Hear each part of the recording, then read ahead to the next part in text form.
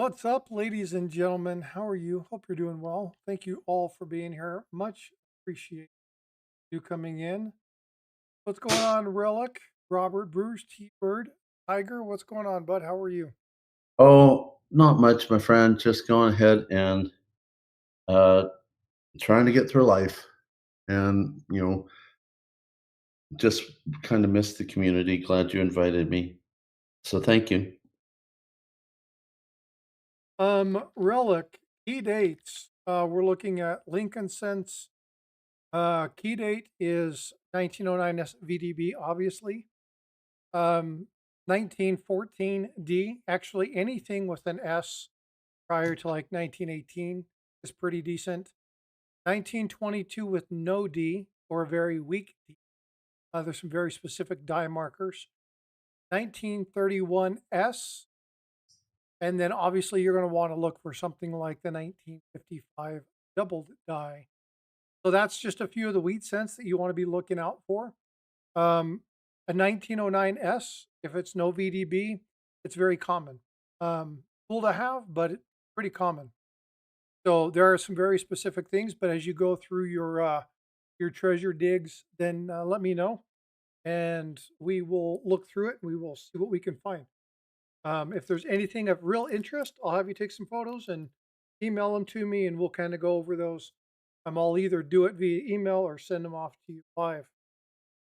All right. So what I got going to be very small, but you can see that down there at the bottom. 1959. Let me make this bigger so that you can see this. Gather them up, please. Do that. So here is the roll. It's that 1959. See, this is a BU roll. I don't even know how long I've had this, but I decided I was going to go through and look at some coins. Kind of get this pushed out of here and get this set up. Make sure that we can see everything. There's a couple different things that we're going to be looking for on the 1959. One of the key things is to make sure that you have your various resources open. So as we're looking at the 1959, I'm going to be looking at copper coins. Whoops, that's Tiger. I'm going to be looking at copper coins. Copper coins is going to give us all the various things that we can be looking for in the 1909, or excuse me, in the 1959 set. This includes repunched mint marks, RPMs. It includes DDOs, which are double die obverses, and it includes DDOs, which is doubled die obverses. So we have the DDRs, the DDOs. I think I said anyway. We have RPMs. So we'll be looking at all three of those. I got all that information pulled up. And if for some reason we have to look at another resource, I'll be pulling up Variety Vista and Wexler. But we will wait and see if we can find some items. The last two searches that I've done haven't been very fortunate. So we'll see if we can find something today. And nice out there for get these set up a little bit. They are starting to fall out. Now, some of these coins, this is not completely uncommon. These coins look a little bit rough. We'll see if this is in fact a BU set. Sure looks like it, but again, in some of these holders, these things could have sat around for quite some time. All right, Frosty, so I no, I see the coin in a very small window. Is that what you wanted? nope, I'm pulling it up. I'm going to be going back and forth. I got a couple different. What's up, Southern Coin Hunter? How you doing? Good to see you. I'm going to finish setting up. I've got my coins here. I've got my stack to look through first. All set up, staged, and ready to go. And find something. All right. So again, looking at familiarity, familiarizing yourself with some of the things we're going to find. Look at the pictures over here. This is always a good thing to do ahead of time. You'll see that there's some thickness in the 9 here. We scroll down. We're going to be looking at a bunch of eyelids. Seems like most of the double die obverses are going to be on the eyelids. So we have that 1, the 9 that we're going to be focusing on, and the eyelids for the front. On the back, we're going to be focusing on one. There's only one DDR, double die reverse, and that's the FG. So we'll be looking for the FGs on the reverse on these as well. And we're going to be looking at a number of different mint marks. Some of them are very cool. Yeah, I saw that Southern Coin Hunter. That's pretty cool. So we're going to be looking at these again. I am going to go slow and take my time. What good is doing a coin hunt if you guys can't tell what I'm looking for?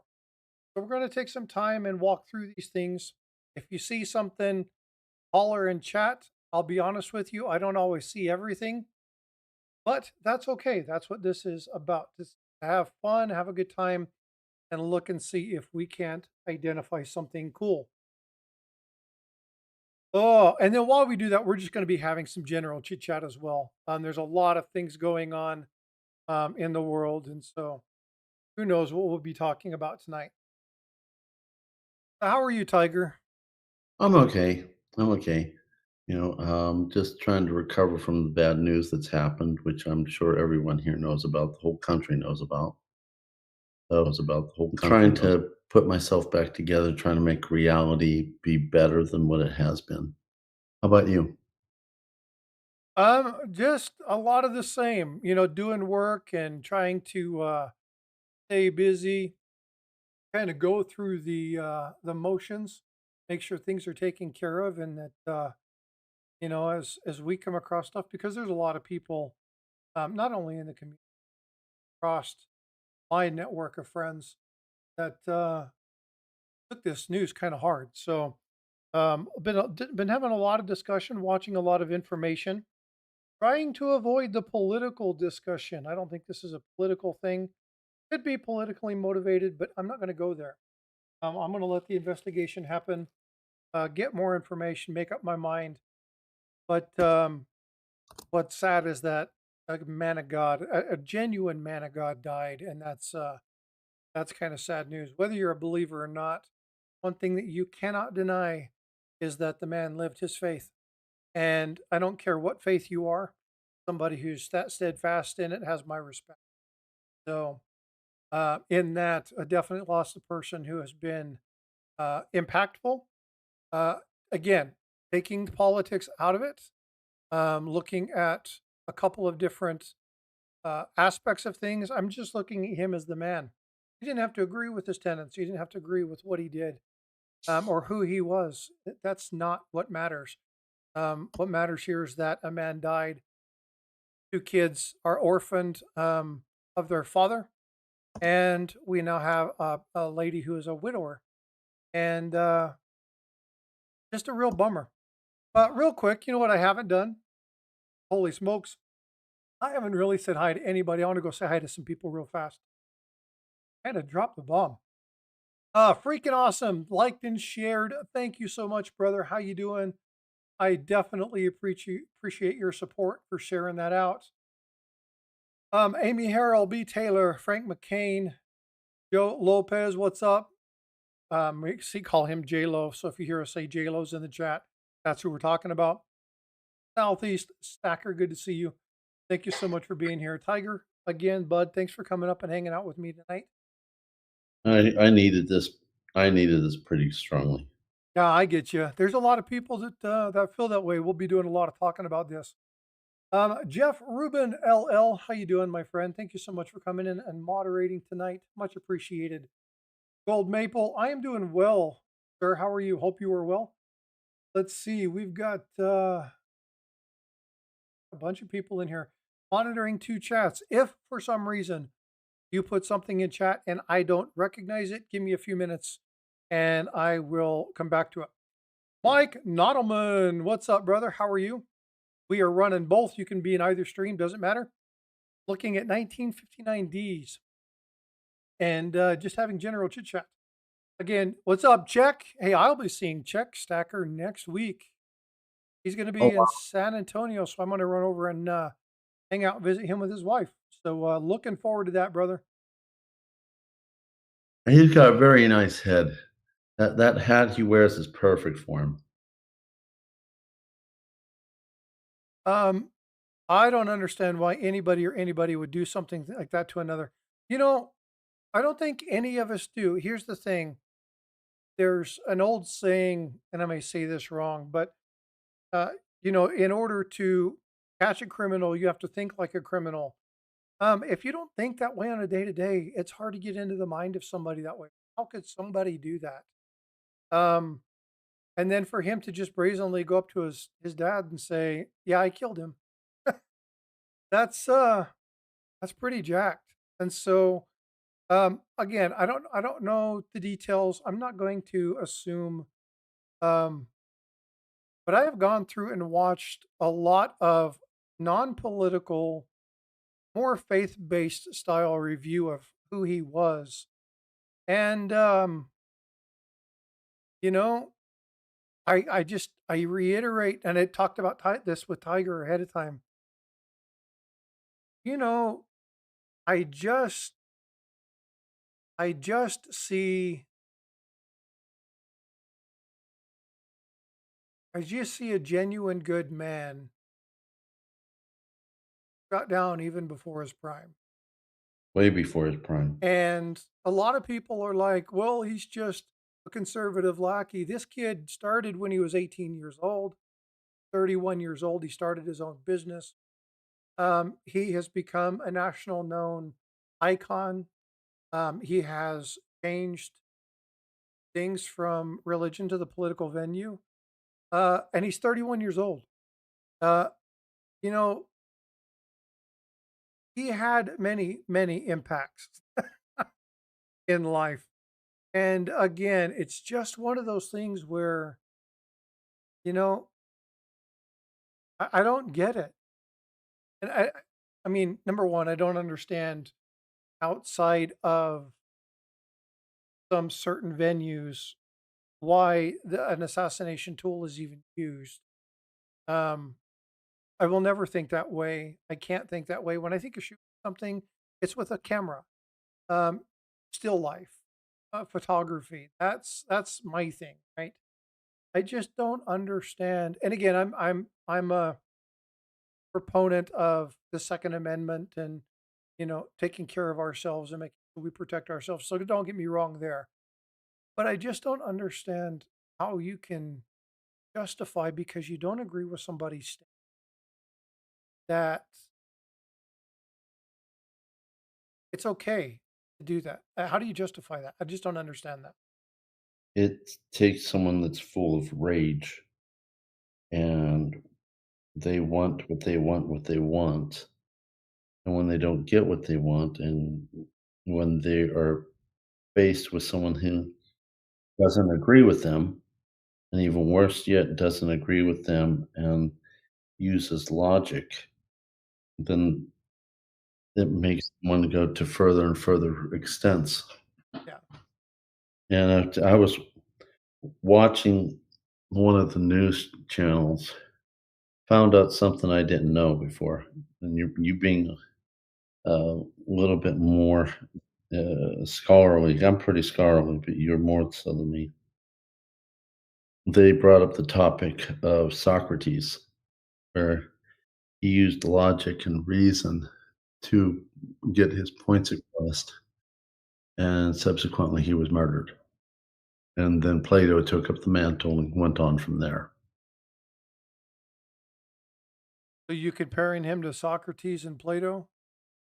I'm comparing him to people who use kindness and logic to get their points across, and then people lose their cool and want to take it to a higher level extreme. I got you.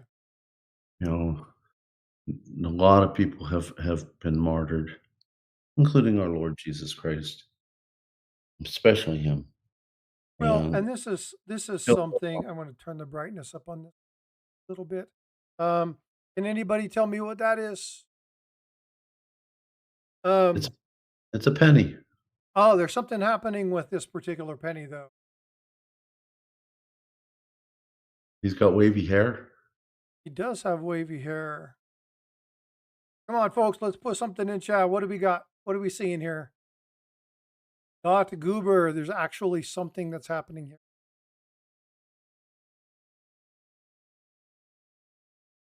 Potentially.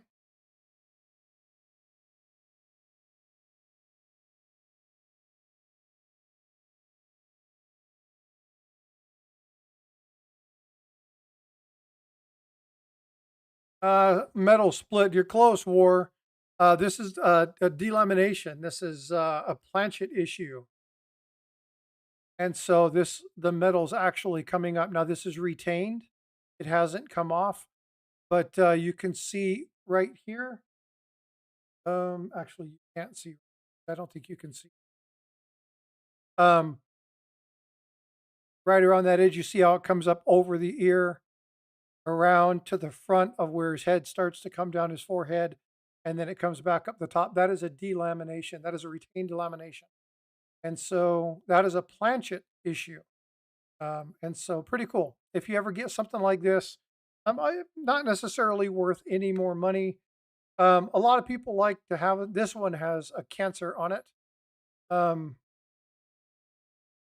Little bit of a die chip there.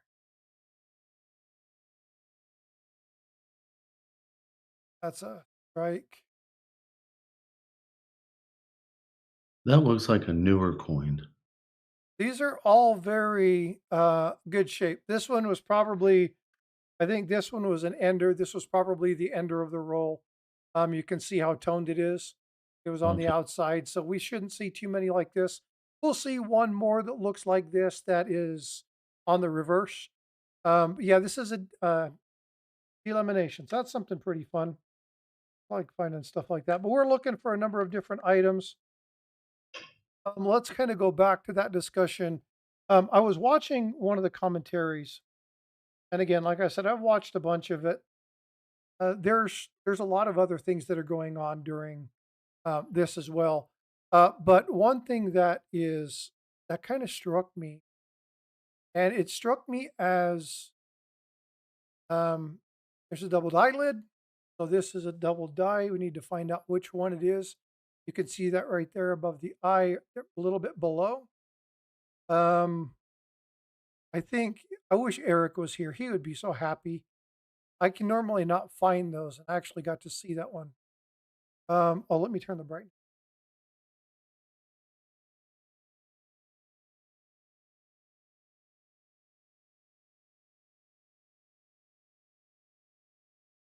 a You might little bit better. you might wanna keep that out because you usually do Saturday, Sundays with Eric. Oh, well, he'll come back and look at this. He's probably already in bed though. Um, I'll talk to him in the morning, so I'll set this aside. But yeah, that's I'll have to find out which one that is. So now what we do is we go over and we look at um this item here.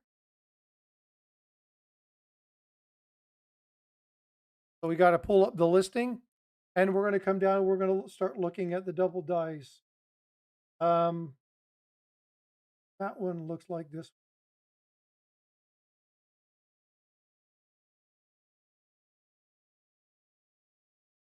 So we are looking at die scratches in the 9. Nope, they're going the wrong way, so that's not it.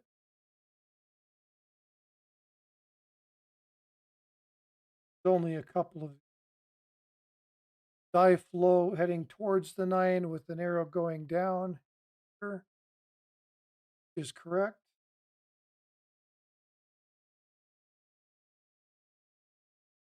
Off of the Y.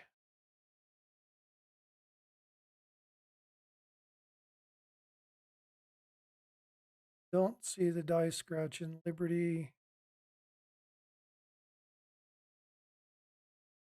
Oh, die scratch not in Liberty. There's only 2 more of these because there's only 4 of the double die. This one has an RPM. That's definitely that's good. So we'll be able to find one that has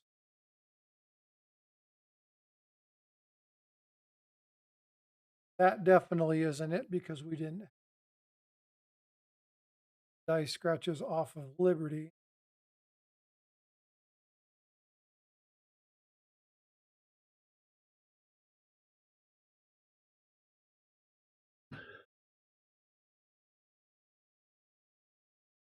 Those are the die scratch. There's the X scratch. Okay, so this is 1DO006. So this is the one double die obverse 006. This is a class 4 double die, and that is pretty cool. Outstanding. Okay, so we're going to set that one off to the side. So this is the first time I found something in quite a while. That makes me happy. All right, so let's go back to the coin. All right, and then we can continue. That's a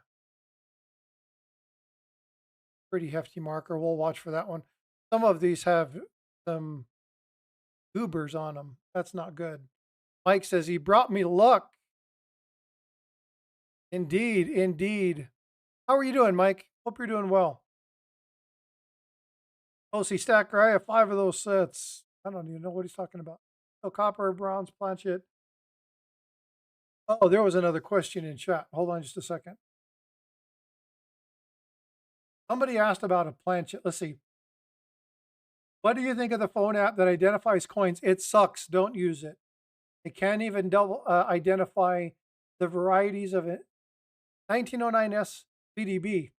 That is a key date, highly sought after, highly desirable coin, and it can't determine whether it's authentic or not based off of the die positioning or the mint mark positioning. So unfortunately, yeah, kind of a bummer. Um, and they just don't work. They don't tell you when they're key dates. I have a question for you, Frosty. What is a blank copper planchet 3.1 grams worth? I heard it's worth a ton of money. It is not worth a ton of money. It is a planchet. Planchets are a dime a dozen, or in this case, a penny a dozen. Um, the um, the likelihood that you'll have one not struck is fairly high. The fact that it's a planchet doesn't give you any specific year. There's really nothing special about it. It's 3.1 grams, so it's copper. It's the alloy, which means it's pre 1982. But it doesn't tell you anything other than that. And so it's a cool thing to have. It's a good thing to teach if you have a blank against a planchet. You can teach people the differences between that. But as far as value, it's nothing. It's a planchet. It has no monetary value. Now, if somebody wants to spend a couple bucks or 50 cents to get it from you, then that's cool. But technically, it has no value. But people do sell them for a couple bucks. Little die clash there in the neck. You can see that under his chin by his bow tie. What is that? That is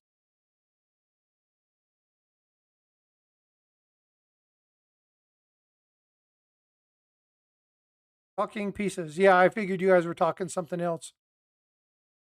Let's go back to the conversation. I got a little bit squirreled with the double die that we found earlier. Um,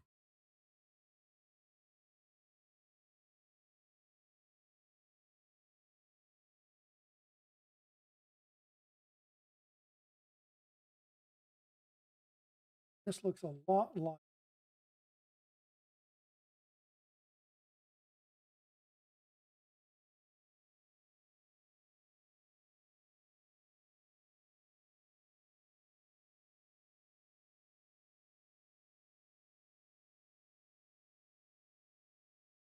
big die scratch. Wrong one. Okay. Um, sorry, Tiger. You're gonna have to help me. I'm trying to talk and do What do this at you the same time. Um, Charlie, there we go. He was asked. Oh, I'm losing my mind. Let me catch my thought. He was asked, what did he want to be remembered? And the thing that struck me about that was I want to leave a legacy. I want to leave a better world for my kids. I want to be known as a good husband and father. I want to be known as a man of magnanimity, man of character, moral fiber. Um, I want to be known for talking point, whatever it might, or turning point, excuse me. Whatever it might have been, he said, I want to be known as an advocate. I want to be known as a person who was jealous of his person who was known for that. And I think it's a remarkable thing because in order to really call yourself a believer, yeah, right there. Yeah, saw that strike through too, Frank. Um, it tells you where he was at as a person. It was less about him and it was more about education. It was more about getting people the good news. And when I'm talking good news, I'm talking in general, right? Not anything ultra specific. Um, and that tells you a lot about the person. It really does. And It so, does. whether you agree with this standpoint politically or not, you can't deny the man was educated and he never went to college. Did you know that, Tiger? Oh, yeah, I knew that I think he didn't get in, or maybe he went for a short time and stopped. I think he didn't get in. Uh, but shortly after that, he started the beginnings of Turning Point, and he was very well read, self learned, uh, a great critical mind. He could take and deal with anything that anyone threw at him, even encourage them to tell him he was wrong and prove that he was wrong. Uh, from what little bit I saw of him, no one could prove him wrong. Actually, to be honest with you, you know this, but I'm going to say it for the people in the chat. I didn't know. Hey, OC Stacker, I didn't know who he was exactly until you posted your short about his death. And I asked you about him. You said, you know him. Everyone knows him. I remember seeing him on one of the Fox things uh, when he was put on a lot, uh, debating with people, and felt really justified that all the propaganda that's thrown out there, he would challenge them on it, and they couldn't stand up to his logic. And finally felt justified because I've seen, and many of us have seen, where people use rhetoric and force their way and cause trouble for people, myself included. I'm sure many people out there too. Uh, and I liked when he ever popped up on my computer screen, not knowing who he was or how big he was. After you told me who he was, I did a quick dive into him, found out about everything he's done, and was shocked and amazed such a young person has attained such a lot. And really just wanted to go ahead and get to like him a little bit more, and obviously felt cheated because by the time I found out who he was and what he was about, he was gone. So just before we got started, I watched the uh, I don't know, live stream recording of his wife Erica, and I had a hard time coming to our live stream here because I didn't want to show up crying my eyes out. My heart bleeds for that lady and the children, and I pray to God she's able to keep her promises that she's given to her newly deceased husband, and that his voice of logic, reason, giving people an outlet to discuss differences of opinion without violence continues. You know, it's it's not fun when someone doesn't share your opinion and they start getting hostile, and I've seen it thousands of times.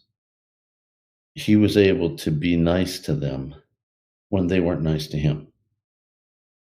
he was able to turn the other cheek when I personally have to really work hard to do that, and he did it with such ease. So, Well, I one thing about the discussion is that you you have to be able to have the discussion, right? You have to be able to talk about it. And the one thing that's really cool about that particular point was that he always allowed people to come up and say, "Hey, this is how I feel," and he would say, "Well, clarify for me. What is it you wanted to do?" And he would give them an opportunity to talk. And in many cases, if they had a good argument, he would say, "You've given me a different way of thinking about that." He never said, "You're right." He would say something like, "You've given me a different way to think about that. I need to really go through that. You actually have posed a couple good points." Now, here's the thing. He was a fervent debater. He was one of those people who knew how to debate. He's one of these people who knew his stuff. He knew both sides of the conversation very well. He read everything he could get his hands on. And he was an avid proponent on reading as much as you can. Learn the other people's way of thinking. You actually have to study them more than you yourself. It's extremely important that you do that. So if you guys are wondering what I'm doing, by the way, I'm kind of going back and forth. We have a double die, or excuse me, a repunch mint mark here. Hey, Samir, how are you? Good to see you. I'm glad you're catching me live as well. Thank you so much for being here. What we're looking at right now is trying to identify which repunch mint mark this is. So I'm looking at the various items. If I rotate this way, you will see down at the very bottom of that D. I'm going to zoom in a little bit so you can see exactly what I'm trying to show you down here and focus that in a little bit. And you can see down here in the bottom of that, focus, you can see that split serif. That split serif down right here. Oh, I lost my little pointer thing. Here, I'll have to use a pen. The little split serif is right down here at the bottom. You can see that. That little thing is a repunch mint mark. That means that a D over D occurred. And so what we're trying to find here is which one is this? We have to look at a couple of the different die markers to see what's going on. One of them is this little area off the one. This little area off the one, which is what I was looking at just a second ago, is located here. Whoops. We've gotten to go back and forth. That little area there. Again, we see that little area there. We see the serif. We look at the serif located here. Now we need to make sure the mint mark's in the right position. So let's get that in the same general place. And is it in the right place? It is not. This mint mark is too low. So this is not the one that we're looking for. So we need to actually look at a different one. What's up, Freaking? How are you? Um, type 2, type 6, maybe. So this is what I'm doing. I'm looking at these various ones, trying to find out where it's at in relation. Again, I'm trying to look at the 5. And you see the serif. I don't have the serif up top. So definitely this.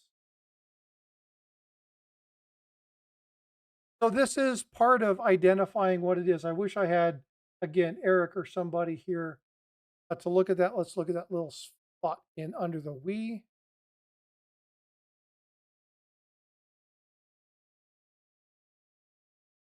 You know, see die crack. So I don't know what this is. I'm going to set this aside, but there is an RPM that has a PO. So I'm going to look at the back. I'm going to check on that FG. That FG is not doubled. That would be the area we were looking for the doubling. It's not there. So I'm going to set this one aside. I don't know exactly what it is, but it definitely is an RPM. So I will have Eric look at it in the morning, and then I will post a follow up of that one. All right, let's get back into looking. Let's put my quote back and let's finish talking about that tiger. Sorry for the deviation. Got to Okay, tell people what's going on when we find them. no problem. It kind of gives me a chance to start to choke back the tears because hearing, I still hear Mrs. Kirk in the back of my head. So, I'm try to be very normally upbeat and everything. It's just I feel really horrible for what happened to him, and more so who he's left behind, his wife and children. So, just bear with me. I'm kind of melancholy over the death of a very good person. I understand. I am more about, yeah, I get it. He's passed. It's a very unfortunate thing, but I'm more about how do we continue the legacy? How do we continue what it is that he was trying to do? And again, folks, I'm not talking politics. I'm talking about being people. How do we, and you guys will hear me say this all the time. All of you will hear me say this. I don't care if you like numismatics. I don't care if you're a die-hard stacker and you say you're wasting your time looking at this. I would rather just put silver in a box and be done with it and have it should something happen. I That's your would never prerogative. say this is point. Well, but the point is that it doesn't matter that I don't think that way. The fact that I know that you feel that way allows me the opportunity to do some stacking stuff on the channel. It Yeah, allows me to maybe adjust some of the stuff I'm doing so that maybe you do like being part of the stream, but maybe this isn't your cup of tea. Maybe this isn't exactly what you want to see. But how do you find that out? Well, you can gripe and bitch and moan and do all those kind of things. Or you can talk about it and you can say, hey, respectfully, I know you enjoy this, but what do you get from it? What's the whole premise of this? What are you looking for? I mean, so there's some fat lettering on the back of a coin. What does that do for you?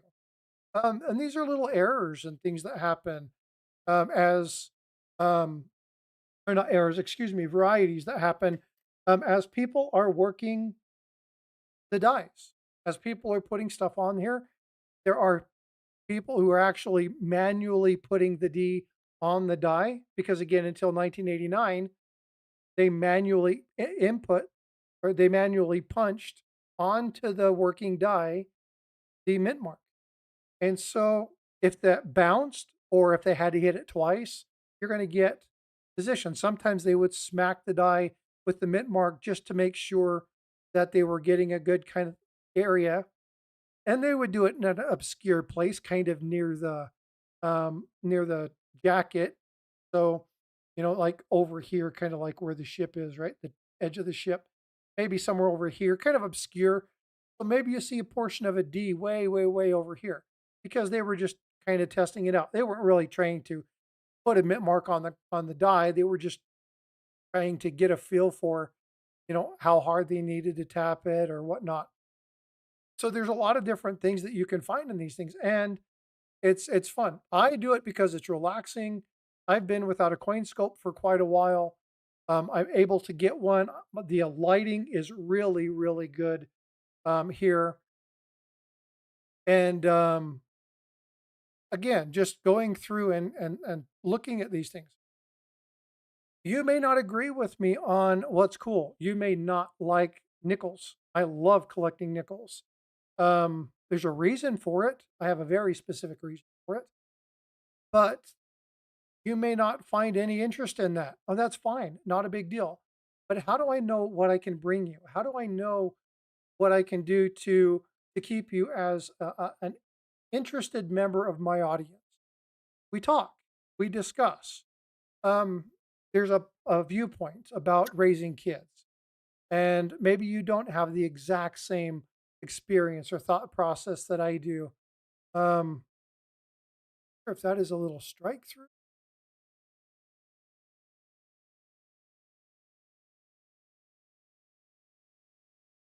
or if that is some extra metal. I'm not sure what that is. Gonna have to find out. Um, Looks like a little die chip. That's probably all it's going to come out to be. But I will have Eric look at it and check on it as well. Um, but yeah, again, it's just one of those things. It is a manual zoom on the scope, Southern Coin Hunter. It's an AM scope. It's one of the lower middle grades. Nothing fancy. I got it on sale. Couldn't pass it up. It has the light adjusting software, so you can get good steady adjustment, white balance, and stuff. Um, but again, how do we have those discussions? Political discussions. You know what? Political discussions can be had in here, but I'm going to tell you something. I've had to correct some people recently, not just because I'm right, but because of frustration and hate about another situation, making a determination about something that somebody doesn't know.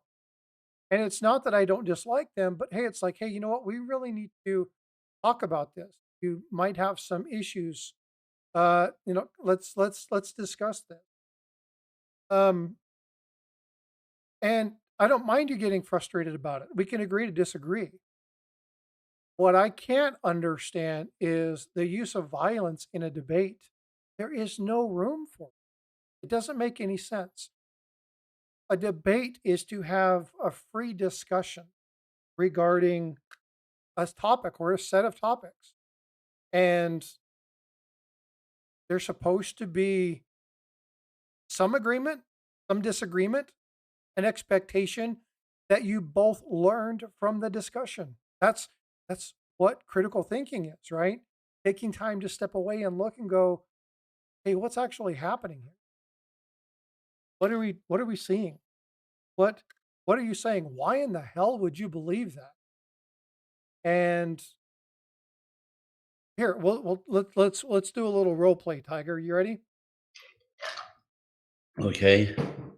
I don't know what your stance is. I'm literally going to ask you what your stance is on this.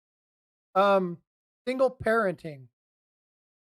What do you think some of the drawbacks of being a single parent are? Uh, Not enough time for parenting with the children.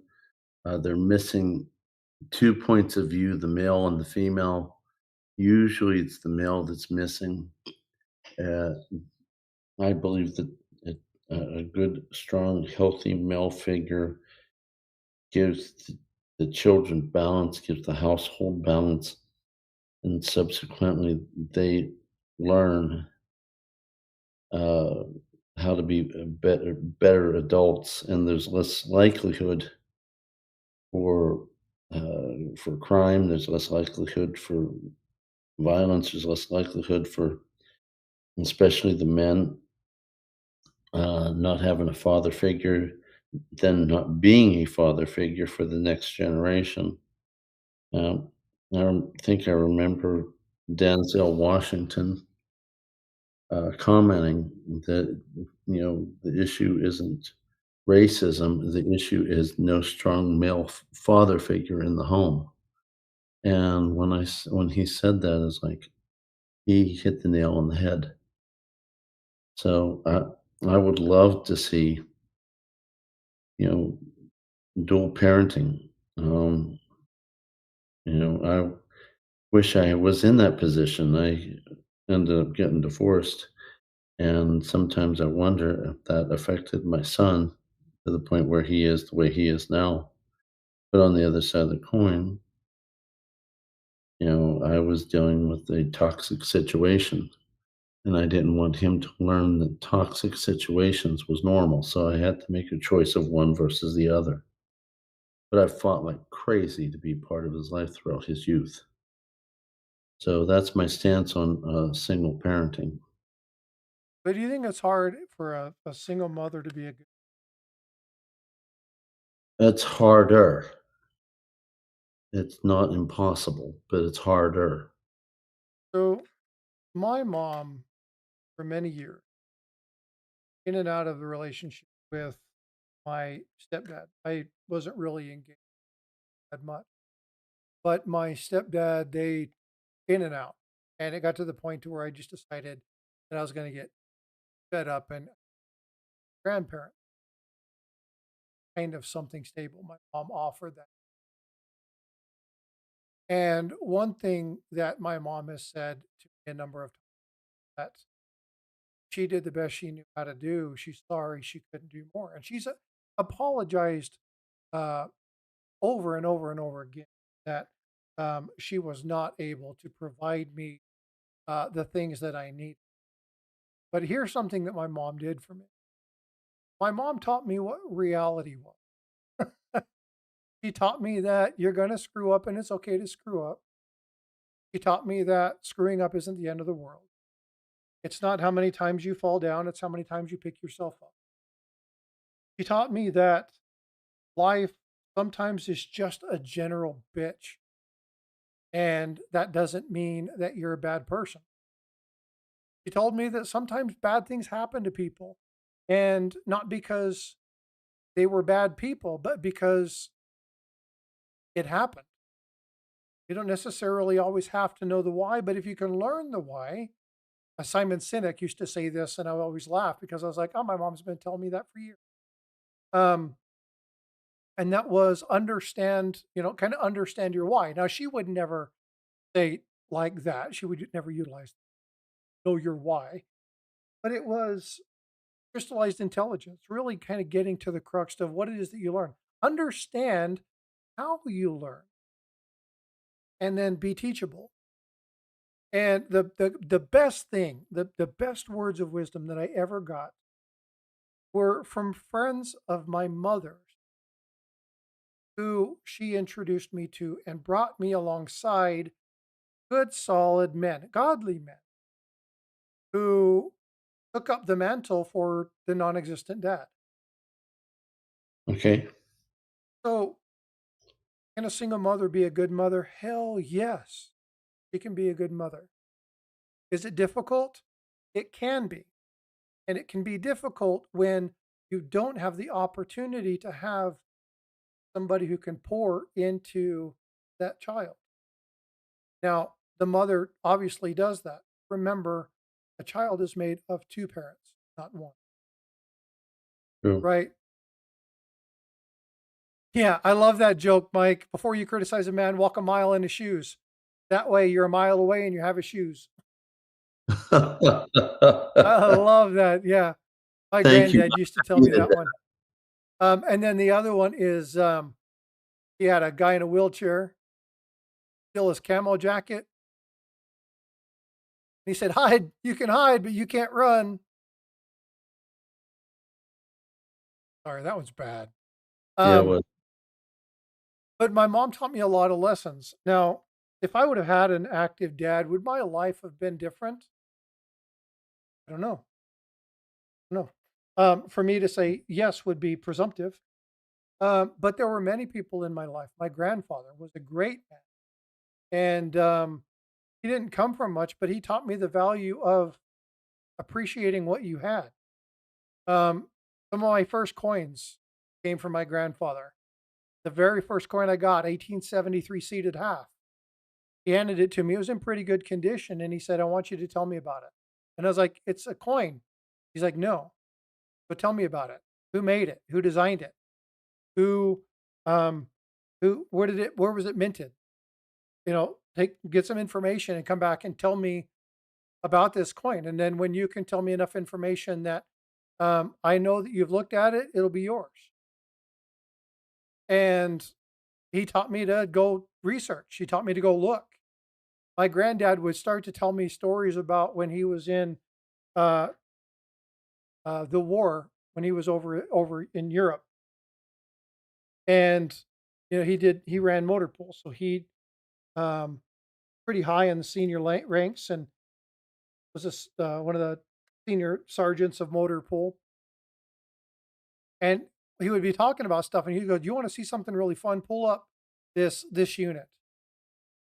Read what they did. And it was like, I'd go look at it and find out some of the stories and go pull it up. And you know what? I would see George. George was an old retired Army general, and I would see his name in the battle. And I would read and I'm going, I know this guy. He's my grandpa's friend. And he would talk about these things and he would say, go look at hey, you know the highway patrolman? Yeah.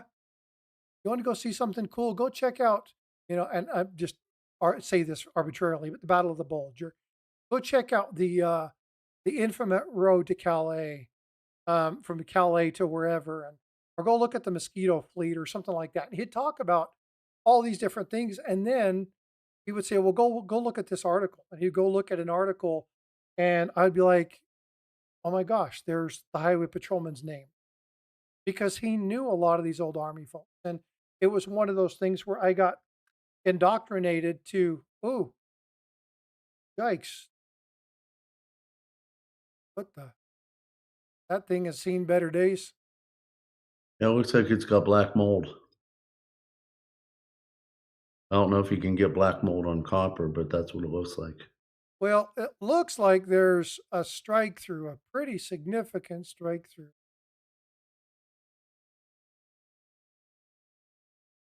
You can see it there, all above the FG, all the way across,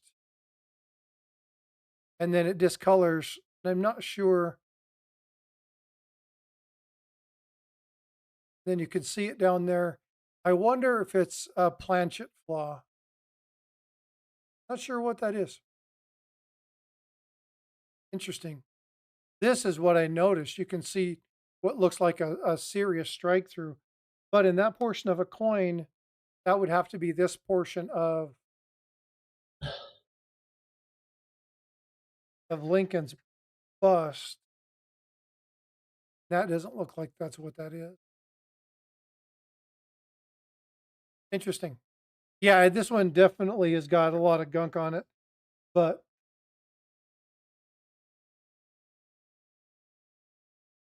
I have to look at that and figure out what that one is. Interesting. But it taught me stuff. So what did that do for me? Well, you guys know I like history, right? Where Yeah. do you think I got my love of history from? Was it my granddad talking to me about history? It was him sending me to go find those stories and then finding out that a lot of the friends that he had were engaged in those wartime stories, and that the general that he was a good friend with um, wrote the book on motorcade tank infantry. And so it's maybe it's interesting, but it definitely is a die clash, or some sort of strike through. We'll have to check on that. But so again, can a single mother be a good parent? Absolutely, but I think it requires a village, and I think that there is something to be said about the social construct of a single mother or a single father. Because again, if you're doing it by yourself, you need other people to come alongside and to fill some of those gaps. Dads True. that are single out there, I don't care how good you are. Bifrost and I have an amazing relationship. But I'm going to tell you something. I can't be her mom. I can't teach her what it is to be a woman. I can teach her what it is that I look for in a woman. I can teach her the characteristics of what it is that I would want a woman in my life, those things that I hold of value, the belief structure, You disappeared religious for a little bit. belief, um, punishment. And there's a lot of things that we can agree to disagree. Favorite foods. I want to have more not in common with my wife than I do in common with my wife. Why is that? Because if we argue, we're not going to argue this crap because we have the same viewpoints. Now, Okay. go ahead, Tiger. I said, okay. I thought you were going to say because she's prettier than you and you didn't want to give her competition. Well, I mean, I'm not that pretty. You guys have seen me. Uh, Um, that's what I said, you can't give her competition. yeah, but the thing is that I can't teach my daughter. That's a really pretty coin, but I can't teach my daughter how to be a woman. I don't have the experience of. For me to try to do that would be kind of a slap in the face to a woman. Because I've never walked a mile in their shoes, Mike. Oh wow, this one has seen some dye polishing. Check that one out. Um, I've never seen um, life through that lens. How in the hell can I teach my daughter how to balance that? How can I teach my daughter to a little something up there on the side there? Looks like we might. I'd like to see something really nice.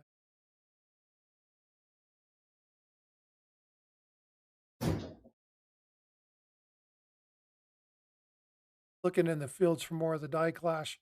Doesn't look like it's there, but it was definitely heavily polished on the other side.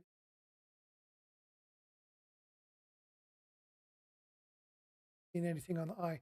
Um, but again, what I can do is I can teach her morality. Now, the one thing that I've taught my daughter, and my daughter's really good at this. She's here, by the way. Um, Sitting in Dad the other joke? room. I asked her if she wanted to come in, and she's like, "No, Dad, you do your thing." You taught her dad jokes? Oh, we always tell dad jokes. We send each other text messages about stupid jokes. Um, but my daughter and I have some conversations that many fathers and daughters would never have. Um, we talk about safe practices, some of the problems that you can have medically if you don't properly take care of things, looking at relationships with men, the things that she should see. Well, fathers have that conversation, but these are conversations where it's like, hey, Dad, how do you know if a guy's a good kisser? And I told her, I'm like, I don't know. I've never kissed one. I don't know if that I have the answer to that. You're gonna have to ask your mom that, right? There are some questions I can't answer for my daughter, but we get to have the discussions. We get to talk. And what do we do in that time frame? What do we do when we talk? We learn something about each other. She learns a little bit more about me, and I learn a little bit more about her every time we converse. I get to find out there's another RPM there. It's very small, located in the bottom of that D there. Same general positioning. It doesn't have the thing on the one, so it's not the same die as before. Then about the same mint mark position.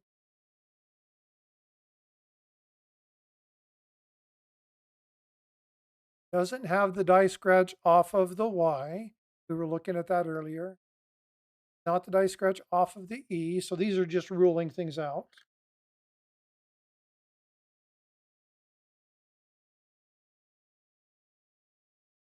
The FG is not doubled.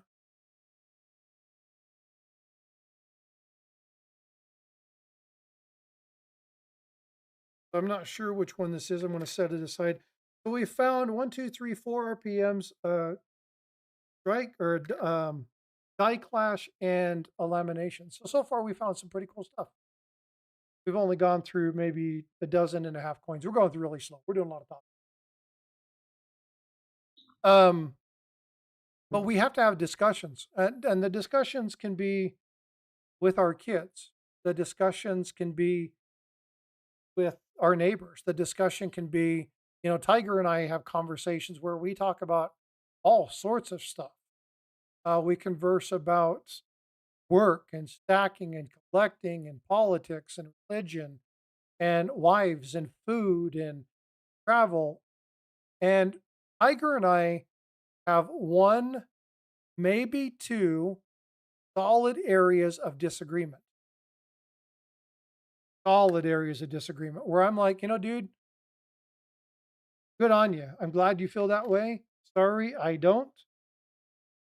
Um, I'm not gonna chastise you for it, but normally I leave the stream when he starts talking about it. What is that, Tiger? You just absolutely love to argue about goldbacks. And let me just put it this way to people in the chat. You feel that you're right, and I know that I am. And one day when SHTF hits, I'm going to get a phone call that you need help. And I'm not going to turn my back on you, but I am going to go, I told you so. Nah, nah, nah, nah, boo boo.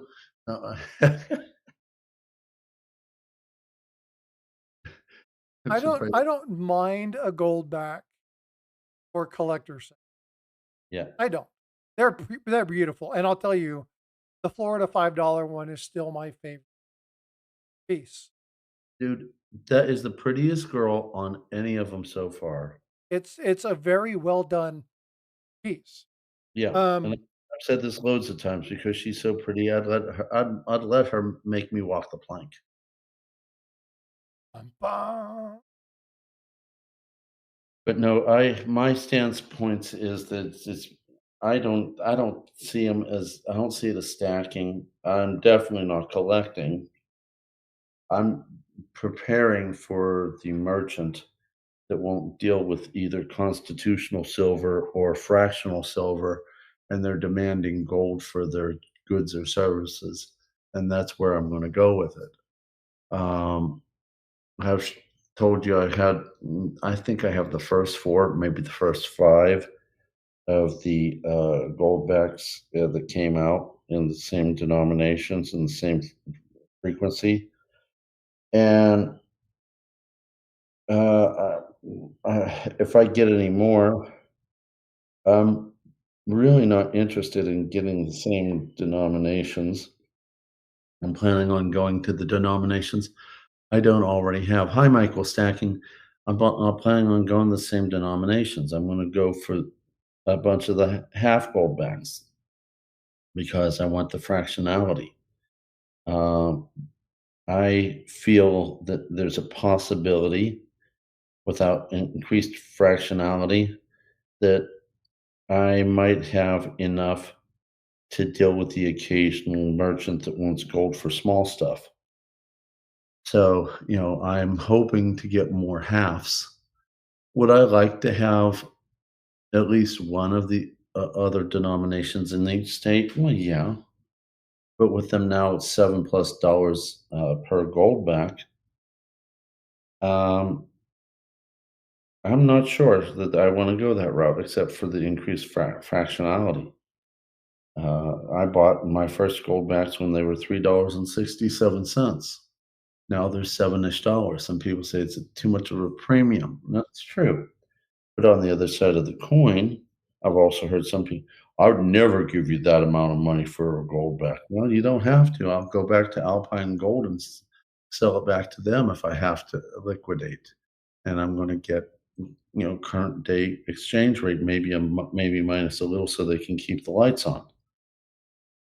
So subsequently, I see it as a strategy for bartering when I don't have silver as an option. Um, and in that same light, with the first four states, they've come up with improvements in the pictures on there. I don't care. I don't want to get the new versions with the prettier, nicer, upgraded pictures. I don't care. For me, it's a issue of barterability in SHTF, and that's its only function for me. I like the additional pretty whatever, but it's not worth it. For me, it's just not worth it. It's an issue of barterability in SHTF as a first line defense against a merchant that will not take silver. Frosty thinks that it's a big waste of money. I think that it is a, it's, If I'm wrong, fine, but if I'm right, I'm glad I have them.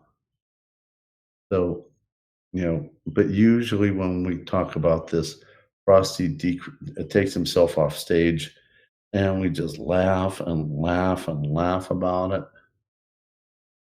So that's what it Hey, speaking of designs, maybe we need to get Bifrost in with Goldback so that she can start designing some of their upcoming currency.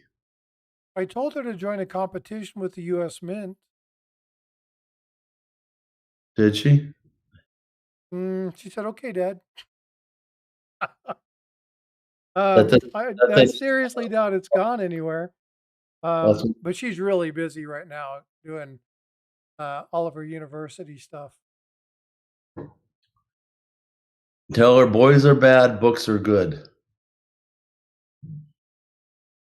You hear that, sweetie?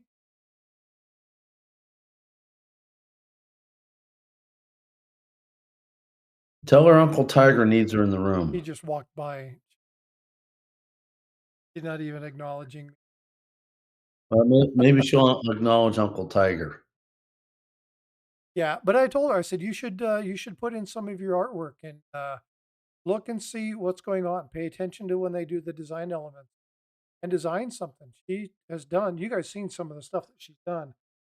She's quite the little artist, and, like, you could put together something really cool. You never know, what you could find, and I think it'd be really cool. I will say hi to my daughter, Elle. She came over, she was like, "Dad, I wanna come hang out with you," and I'm like, "Okay." And I was like, "You wanna come hang out with me, or you wanna just come over and be lazy?" I'm like, "Okay. Come over, be lazy, hang out, do whatever you wanna do." So I'm gonna go live, and she's like, "Okay. I'm gonna hang out with my friends," and comes in, checks on me, gives me a hug, and asks me if I need any water or stuff. She's a good kid. But the relationship that her and I have had been fraught with turmoil and frustration because of, the relationship with me and her mom. Did the married household in that situation work out? No, did not. But we both had good social internet networks, and we were able to fill gaps that we didn't have on our own. And so my daughter is well adapted. We have a great relationship. We talk. And she's a good kid. And I don't Yeah. say that because she's my daughter. You know my daughter, Tiger. She's a Yeah, good she kid, despite her dad. despite her dad. Absolutely.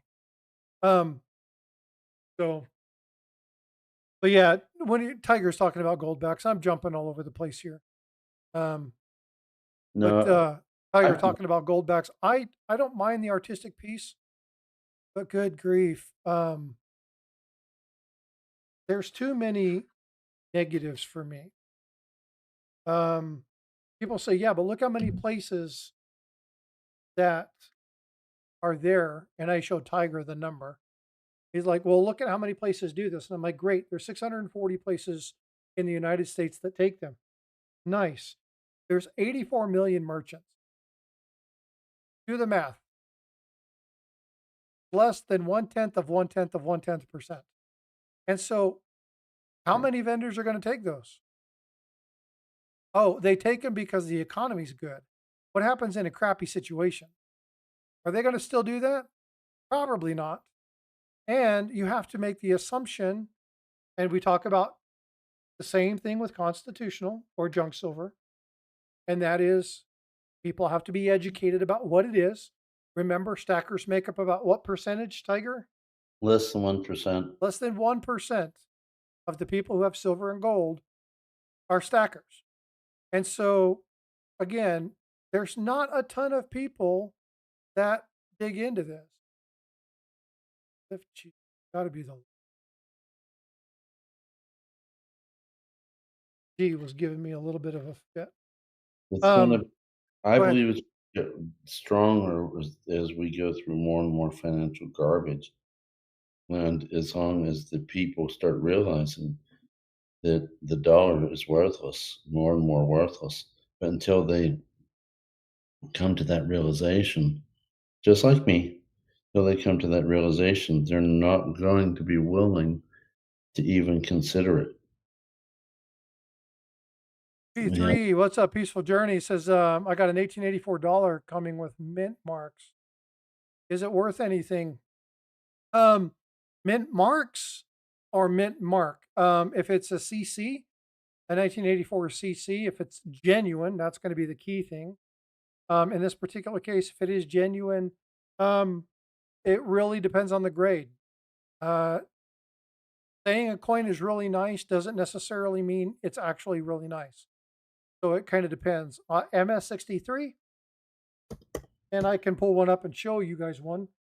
Uh, Here. So happen to. Ugh, While you're doing that, I'm gonna interject something about Bifrost. fire Uh, away, dude.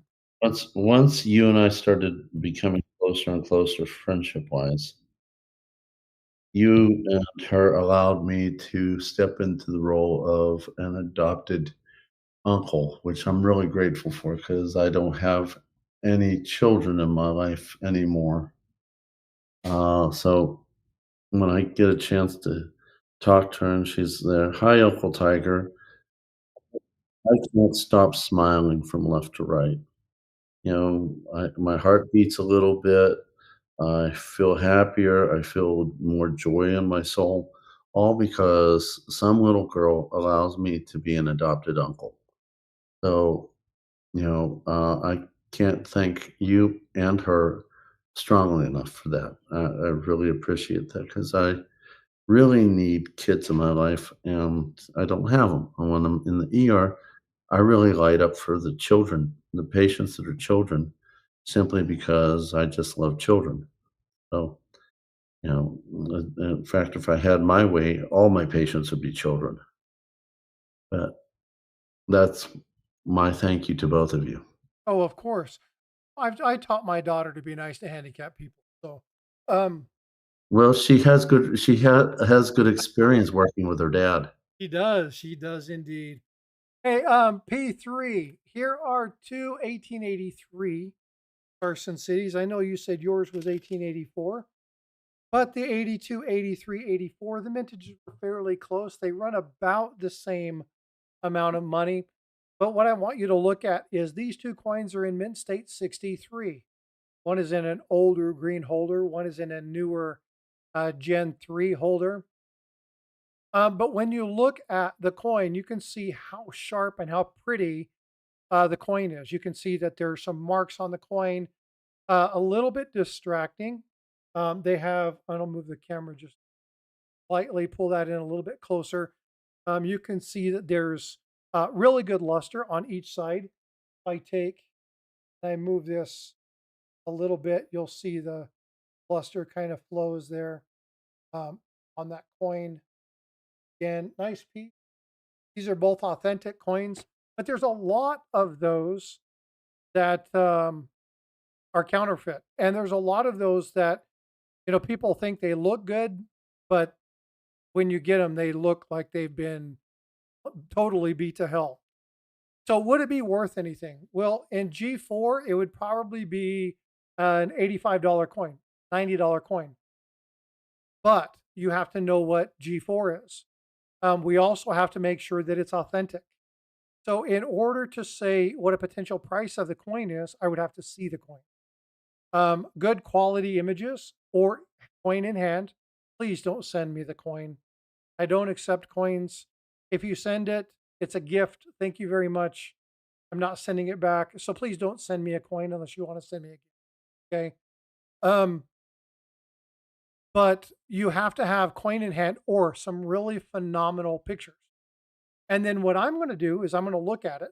And if I can't make the determination, I'm going to reach into my network and I'm going to get a hold of Jack Riley, Jack Young, Zach, and say, hey, let's walk through the various counterfeits. What are your thoughts on this particular coin?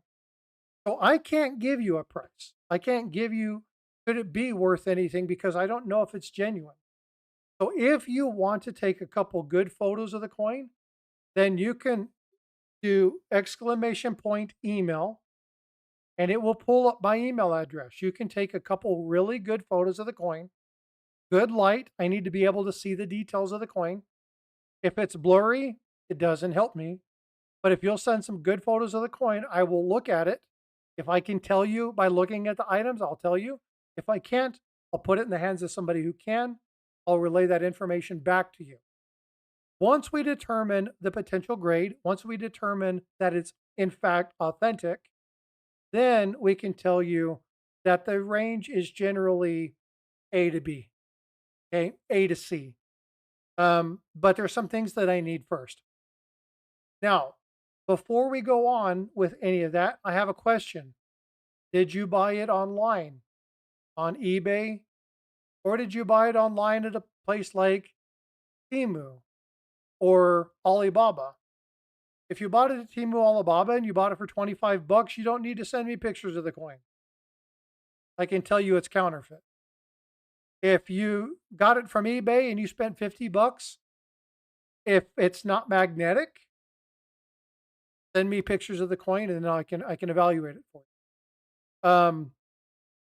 You want a really good item? If you have a kitchen scale, weigh it. Right? You can drop it on the counter. You'll know if it sounds like silver. Unfortunately, if I drop these on the counter, it'll go thunk thunk thunk because it's in plastic. But silver has a very distinct sound. You'll be able to hear that high tingy ring sound of steel or that kind of dull flat thud sound of copper. You'll hear that sharp ping sound if it's silver. And once you have some silver coins and you ring that true, silver will never be lost from you again. You'll know that sound. So the coins do sound slightly different. You can do the coin apps. Now, earlier somebody asked me about coin apps for take a picture of your coin. Those are crap. However, the ones for like the ping tester that checks the audio quality of the ring, those are actually very good. You have to pay a price if you're going to do some of the more rare coins, but there are ways to test it. So, P3 Peaceful Journey. You asked me what seemed like a very sensitive or very simple question, but there's a lot of caveats to it. Again, if you want to know more, you can send me here. Sorry, I'm moving some stuff around and I have a lot of stuff on my desk. And exclamation point email. This is my email. You can take some photos, send it to me. I will review and evaluate it and let you know. Hopefully there's good news. And if there's good news, man, that makes me happy. If it's not, well, I'm sorry. But we can always try. Okay, there's the email right there. You can take and copy that. It's Frostbite Coins, just like you see in the channel at gmail.com. So hopefully I can help you. Again, folks, if you haven't already done so, do me a favor, smash that like button. Make sure you subscribe. I've already got a couple people subscribing. I appreciate that. So thank you so much for all the support. But again, if you're watching vertical, just double tap the screen. It's really simple. And the more you do that, the more it sends the stuff out. So I definitely appreciate you. Actually, I want you to do one other thing. I want you also to go to subscribe to Tiger Stack. Oh, thank you. He how many are you short? 15? Let me look here. I haven't pulled it up for quite a few hours. Not very short. You're not that short. Smart Alec. Hold on. I am at 1,963. So what am I, 37 short of 2,000? Okay, cool. Well, you guys go Tiger. Oh, L. I love you. You're right on top of Johnny on the spot. Thank you for throwing that in there. Thank you, Um, Al. Samir, that is a beautiful question. Frostbite. The reason PCGS changed their holder so many times in the 90s is because of counterfeit slabs. Now, the early slabs are collectible, but how do you know they're real? It's a beautiful question. And there's a couple of ways to do this. You can do this with PCGS and NGC. I think there might even be one for old Annex and ICG slabs. But there are telltale signs, and unfortunately, I have a few of the older generation slabs, but I don't have any sitting in front of me. Um, I might hold on. I think I have. Make that 1964. Samir just subbed you up. Oh, thank you, Samir. Here's a good one. There you go. That's an older slab. Um, so how do you tell that these are authentic? There's a couple things to look for.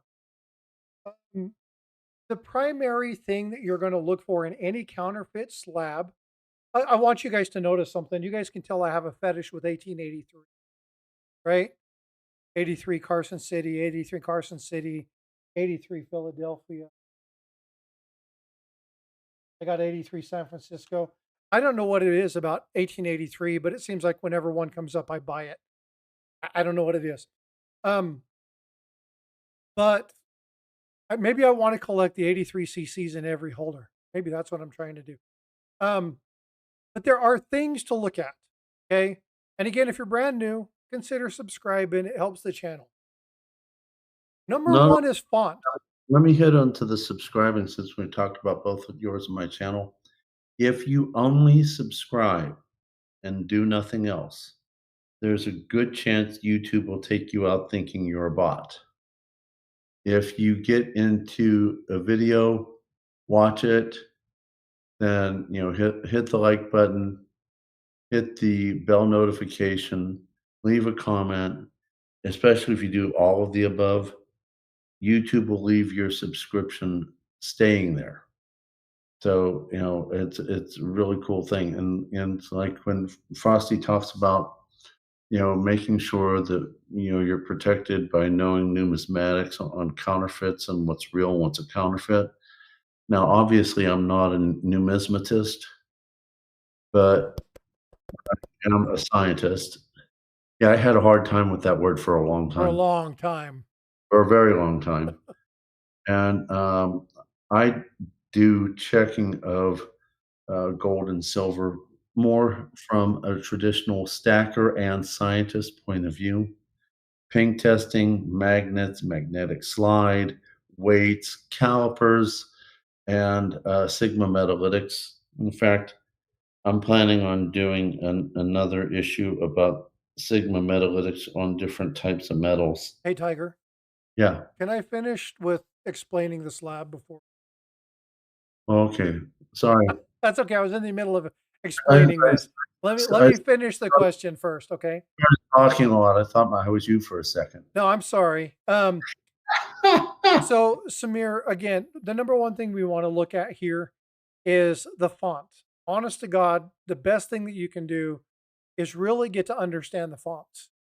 Um, there are going to be things like placement.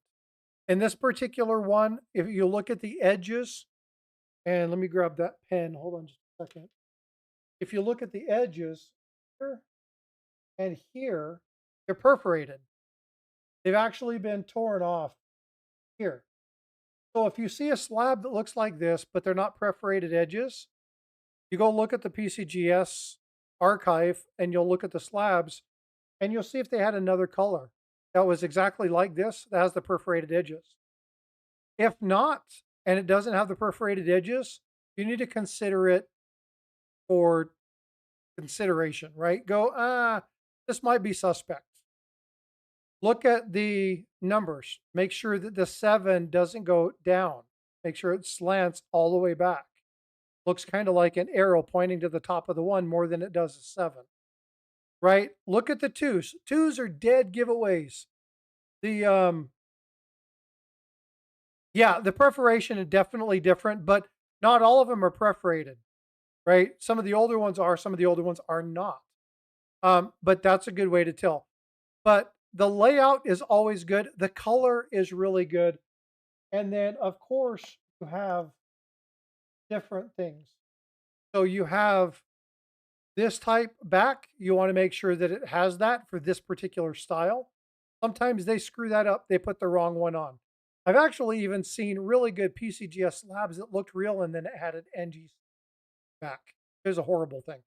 Um, The other thing is know these rings, the shakers, know when they went from transparent to translucent, know when they made the holder transparent or translucent.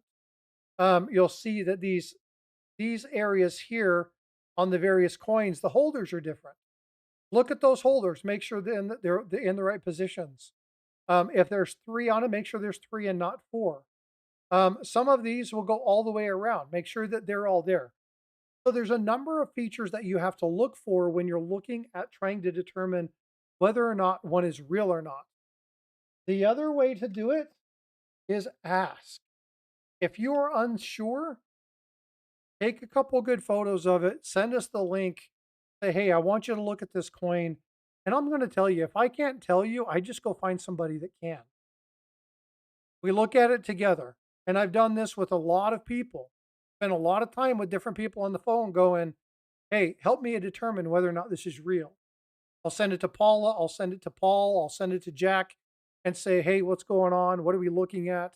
Are we identifying something that's good here? No, this is bad. What makes it bad? I'm going to be explaining this to somebody. Teach it to me like I'm stupid, right? Like really break it down, help me understand. And then we'll go into it. Then I relay that information back to you. When I do that, I let you know who the people were that determined that and how to get a hold of them. So if you should have future questions, you can go directly to them. Now, I don't do that just because it's like, hey, just I'm going to send out everybody's information. These people are really trying to help the community. And so you'll see that the people who come on panel, Mike, Russ, Aaron from Harlan J. Burke, they've all been up there. They have the same thing: grow the hobby and grow the people in the hobby. Jack Young, Jack Riley, and Zach. And I can't for the life of me, Mike, remember Zach's name, but they're really good with counterfeits. You're looking at varieties and errors. I'm reaching out to Paula. So I've got a whole bunch of people that I work on and again, I work with, I should say, that really want to help you. So again, ask questions. Um, Zach Greenwald. Thank you very much, Mike. Appreciate it. Hi, Flag City. I know you said hi. I've been um, running my mouth a lot today. I'm going to give Tiger some time to talk, and I'm going to go back to searching some pennies. But great question, by the way. I appreciate you. All right, Tiger, please finish. I didn't mean to cut you off, but I needed to finish answering his question. I understand. I still love teasing you though. But basically, I mainly do my verifications through science and logic.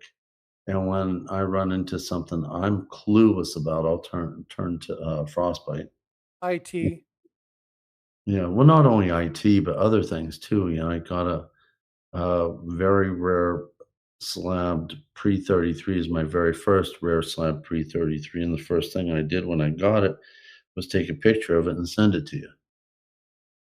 You know, yeah, I am computer challenged a lot, but it's not just when I turn to you as IT stuff. A lot of the times I turn to you as IT, but sometimes it's because of a coin that I have no idea what I'm doing about. In fact, one of the first coins I talked to you about still it's probably somewhere in one of my hidden locations was a Franklin half dollar that with a double D on it that was told to me when I bought it a few years back. That it's probably in one of the hidden locations, and it really wasn't that important to me. It was before I met you. But when I find it, it'll be one of the first things I do is I'll take a picture and send it to you to confirm if that's really what it is. But no, for those of you who uh, want to verify what you got, Frostbite will do a lot of the numismatic verifications.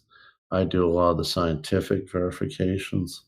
Um, I've done some recently about why tungsten is the perfect metal to fake you out if they're trying to sell you gold and it's really not gold. Um, I'm planning on doing another video on that in the near future. But there's other things that you and I go through. We talk about laws and executive orders and history. So, in the whole history thing, usually you and I are on the same subject because we both love history and that whole thing. Hey, T Bird, nice to see you again. Yeah, So history is the reason I like coins so much. I love the stories, absolutely love the story. I just love history. The coins are just a little extra, but to listen to you talk about history is like, you could not even have the coins in there and I'd still listen because I love history. Well, I just did the first hey, Mike, speaking of, did you notice something yesterday? I We were talking about creating stories. He made a suggestion, and I had already planned this. Tiger and I had talked about this a number of, and I had already planned on doing some more stories where I do more storytelling, and I'm going to do this on a monthly basis. And I just dropped one. I actually went into somebody else's panel. Michael Stacking is here. He invited me in, and I talked about the Newton boys, and I went over the story of the Newton boys and the 1924 train robbery. Gave a little bit about their history, some of the stuff that happened, and then said the next time you guys look at a 1924 peace dollar, you're going to have another reference piece to history to look into. And so go check that out. And again, you and I were talking about this. Tiger and I had been talking about this when I doing good grief. What was it? The Redfield Horde, and then um, the Gee, GSA Horde, and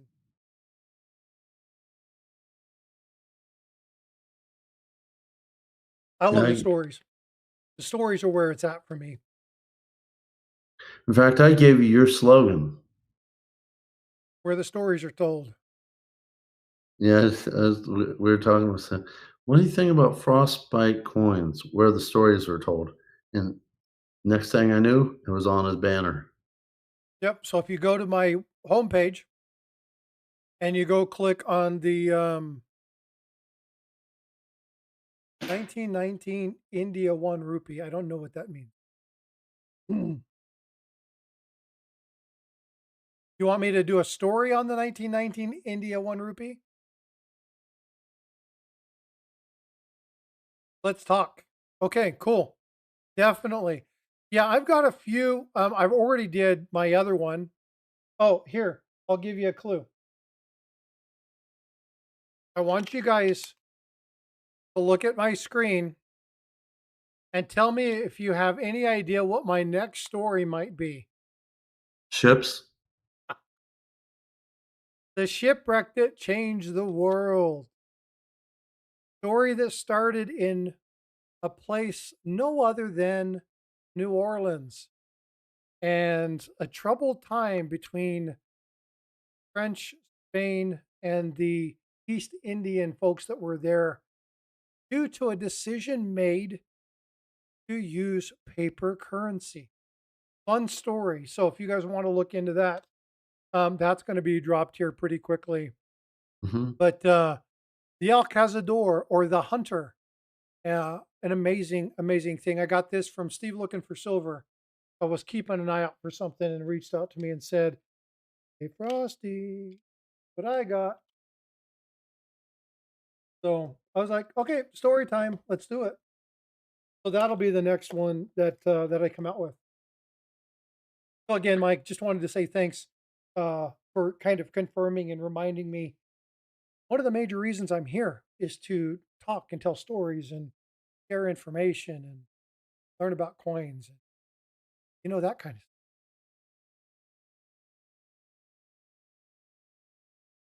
What are you working on, Tiger? Oh, I'm just sitting here listening to you. Because when we get done with the live stream, I'm just gonna lay down, try to recharge the battery, try to make the video I've been talking to you about. Um, just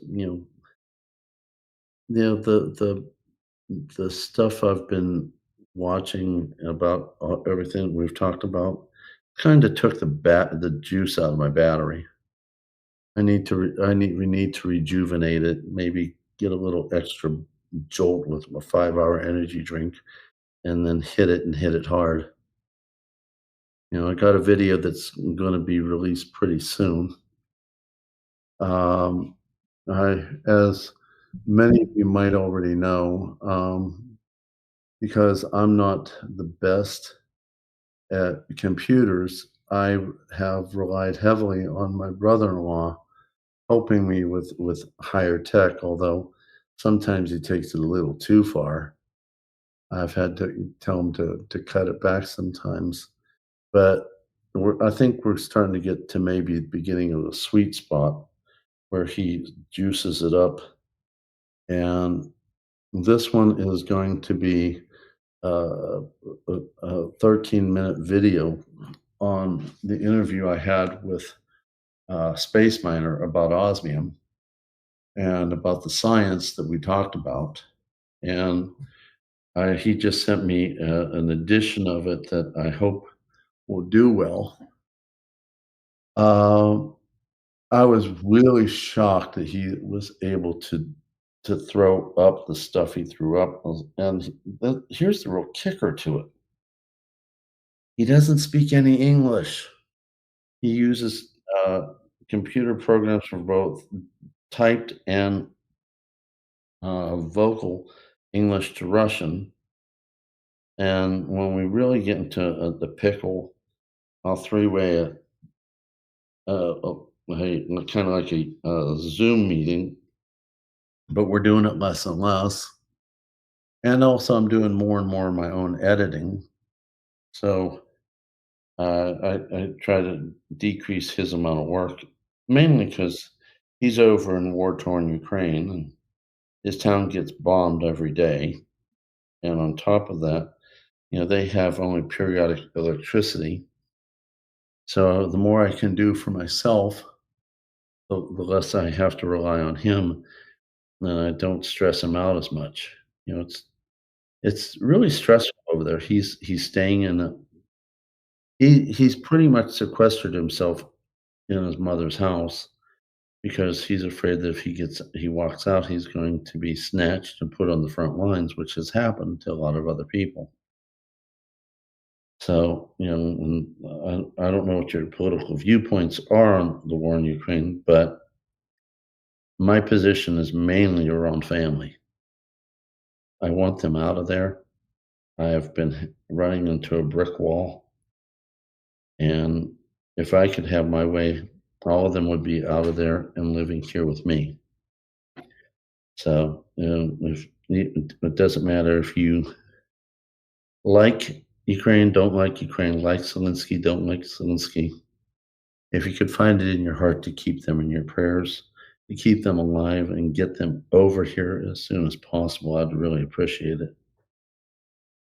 So that's some of the stuff I'm working on, but I'm going to work on my next edition of executive orders.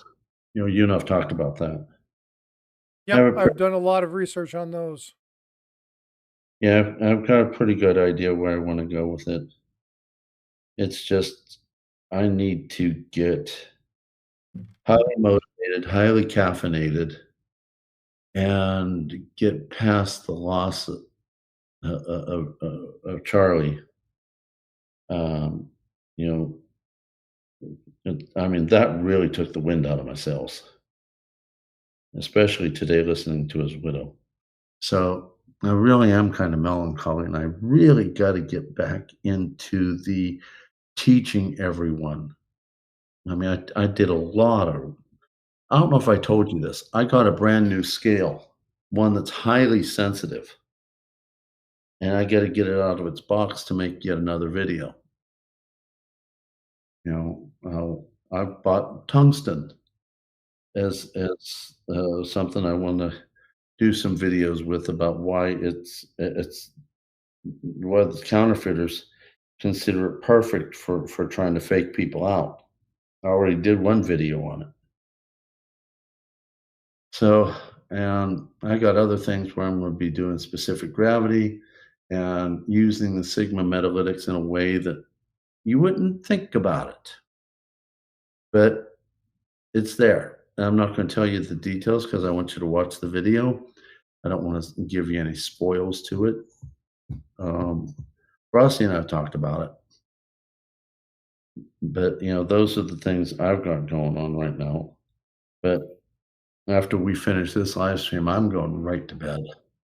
I need to recharge the battery. Well, if you need to charge your battery now, go for it. I'm not going to No, be on for much longer because, again, I'm streaming in the morning. Mike, thanks so much for being here, bud. I appreciate you coming in, hanging out, and I definitely will see you in the morning.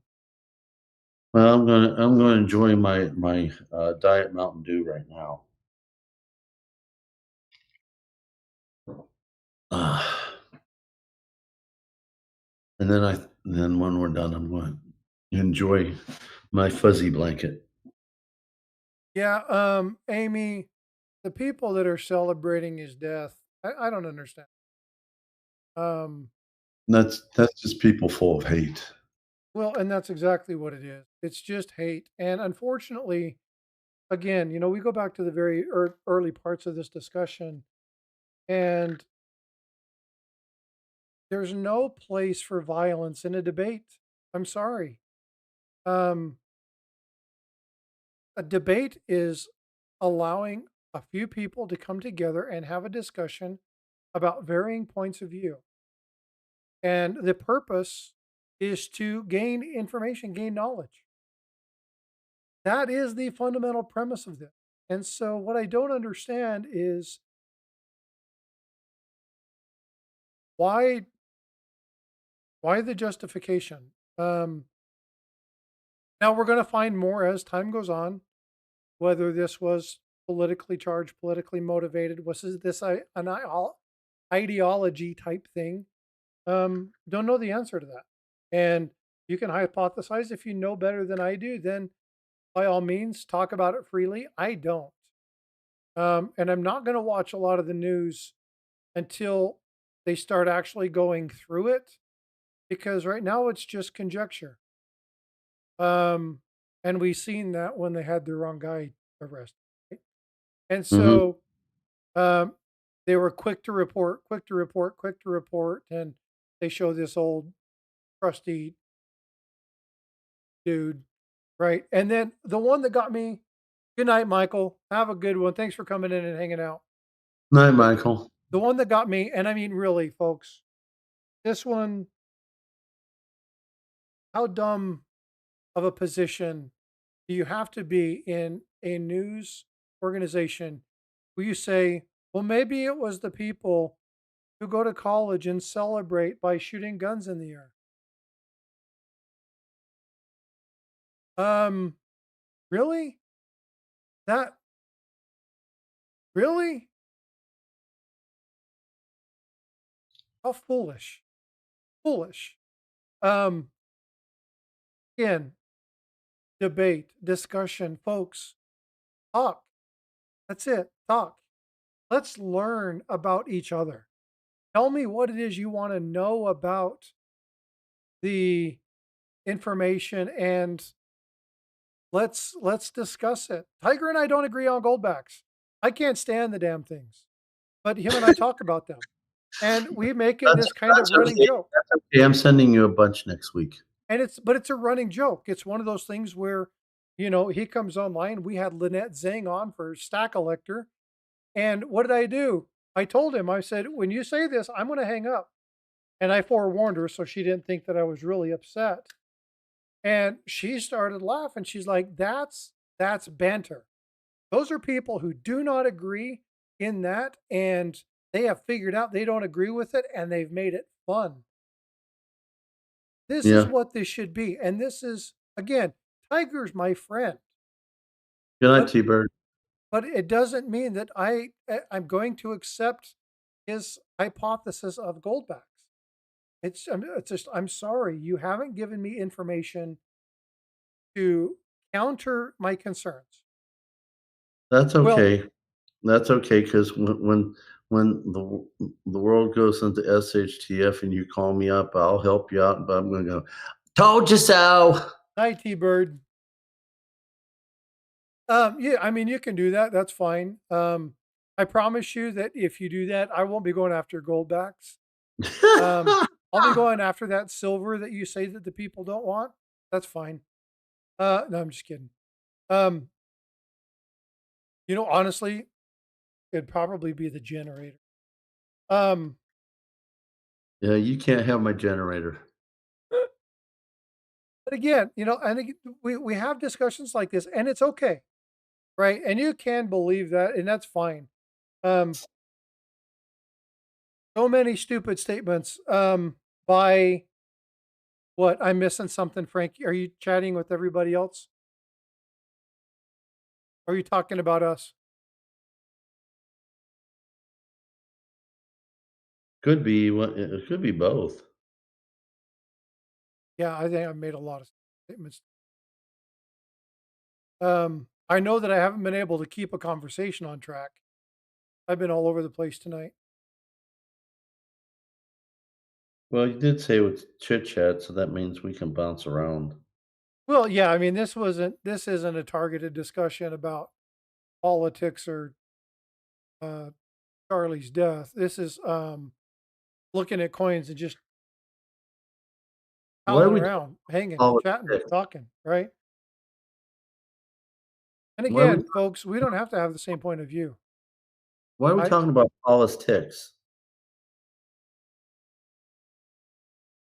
Paula's Hicks. Yeah, You know what we're going to have to do?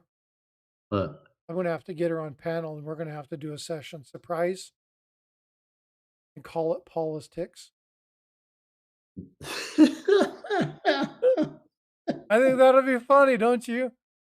yeah, yeah. You'd Me be and like, "What the hell?" me and my imagination gave you yet another idea to go with something. Yeah, so there's no Paul. Yeah, the Polish definitely. Um, yeah, they're definitely strong. They're reflective. The coins are in really great shape. 1959. They're in really good shape. We found about 9 varieties. One damaged. Well, damaged planchet error, which was a retained die lamination. We found one DDO, double die obverse, and then we found a number of repunchment marks. So we found a couple good things. We didn't find the big one, which is number one, which is a really strong doubling on the 19 of 1959. All of our 1959s have been pretty skinny.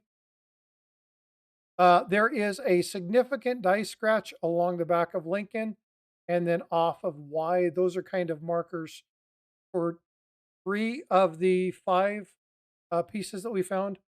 Was there was there doubling on T of trust? No, that's damage. There's damage to that coin. That coin, you can see how where it struck and ran across the R. You can see where it dragged across the T. That's a much better light position for that one. That's damage. There's nothing but damage. Something came across that. Looks like it got stuck in something and it dragged across that in kind of that direction. See there in the R and there in the T. Philip the board, what's up, brother? How are you? That is the So Mercury Dime Prince himself. I owe my Mercury Dime book to that guy. Told him that I was looking at building one. He sold me a roll of Mercs that had about, oh, there's a good pre-punched mint mark. You see that there at the bottom of the D. Let's zoom in a little bit so you guys can see that.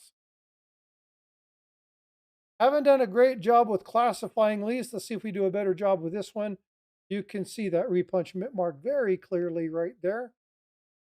So what we're not seeing on this one that have been the die markers on the other one is this little area under the one. There's not any additional material there, so we're not seeing that. We're not seeing that die clash on the neck. We're not seeing the big die scratches on Y of Liberty or on the back of Lincoln. So I don't know which one this is. We can go look at it here. Let's pull this up and see what we can find in relation to its position. And this is how you do coin identification. So what we're looking at here is um, give you an idea.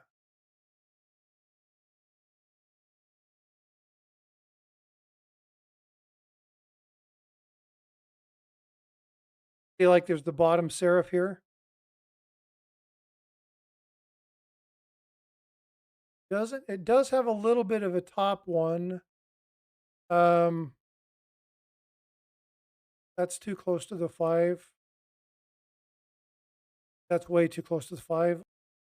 That doesn't have the stuff in the 9. This is a pretty good possibility. Let's check this one out.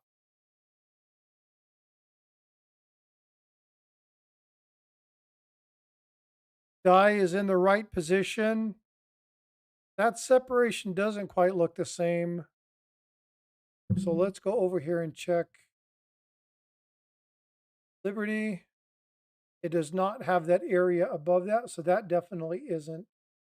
Samir, this one is a Amscope. It's a fairly cheap Amscope, but the whole purpose of the Amscope that really makes it kind of stand out is the ability to change the light, and I'll show you that here in just a second. So let's go through again. That doesn't look right. That one looks a little bit better in the right position. It does have the little notching here, which mine does too. It does have the right serif. Mine has, let's check the flow lines on the D.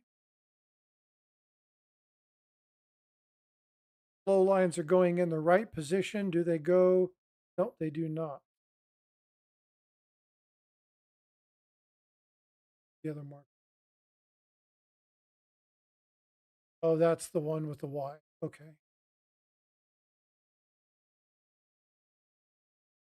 And that does not have the die scratches across the Y, so that's definitely.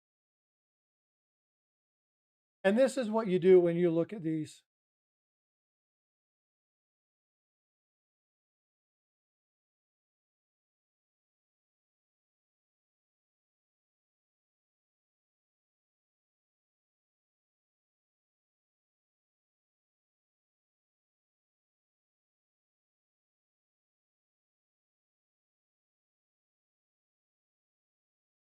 Definitely it. So this is one of those things, it can take you a while. The more you look at it, the more you become the more you can identify the coin itself. You can see the two serifs, both their top and bottom. Let me change back to the image of the coin real quick. Again, I'm going to zoom in just a little bit more, give you a little bit better image of this and show you exactly what I'm talking about.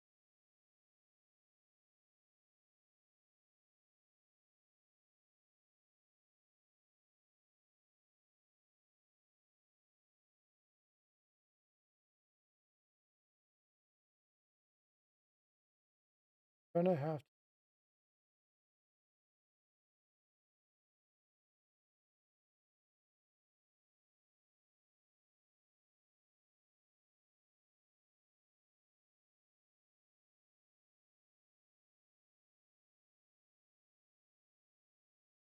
there we go. Oh, you see a little bit more of that bottom serif,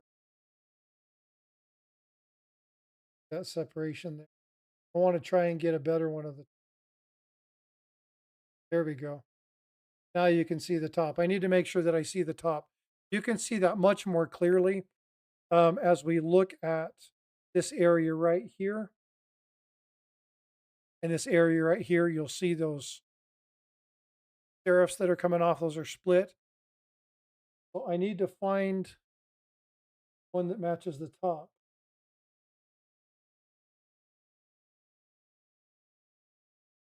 Flow lines are heading in the right direction. Reversal through the 9.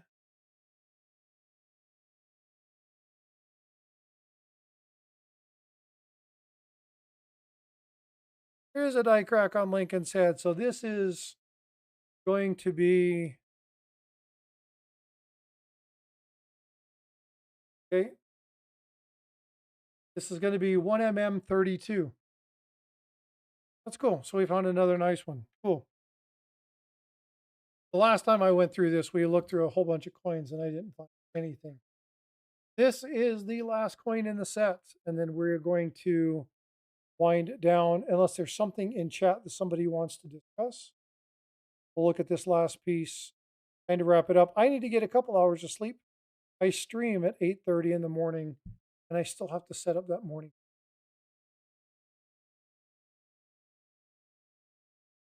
Anything you want to talk about, Tiger, before we wrap things up? No, I think we've covered a lot. Like I said, once again, if you subscribe here or mine, please do more than just hit the subscribe button. YouTube will take you out. Go into a video, like, hit the bell notification, leave a comment, it'll stay. And if you would give it a try, watch a lot of Frosty's videos. They're highly educational. Oh, check Watch, that out. Look at the doubling on the F and the G there. We got a double die reverse. This one I don't have to look at. I already know which one this one is because there's only one.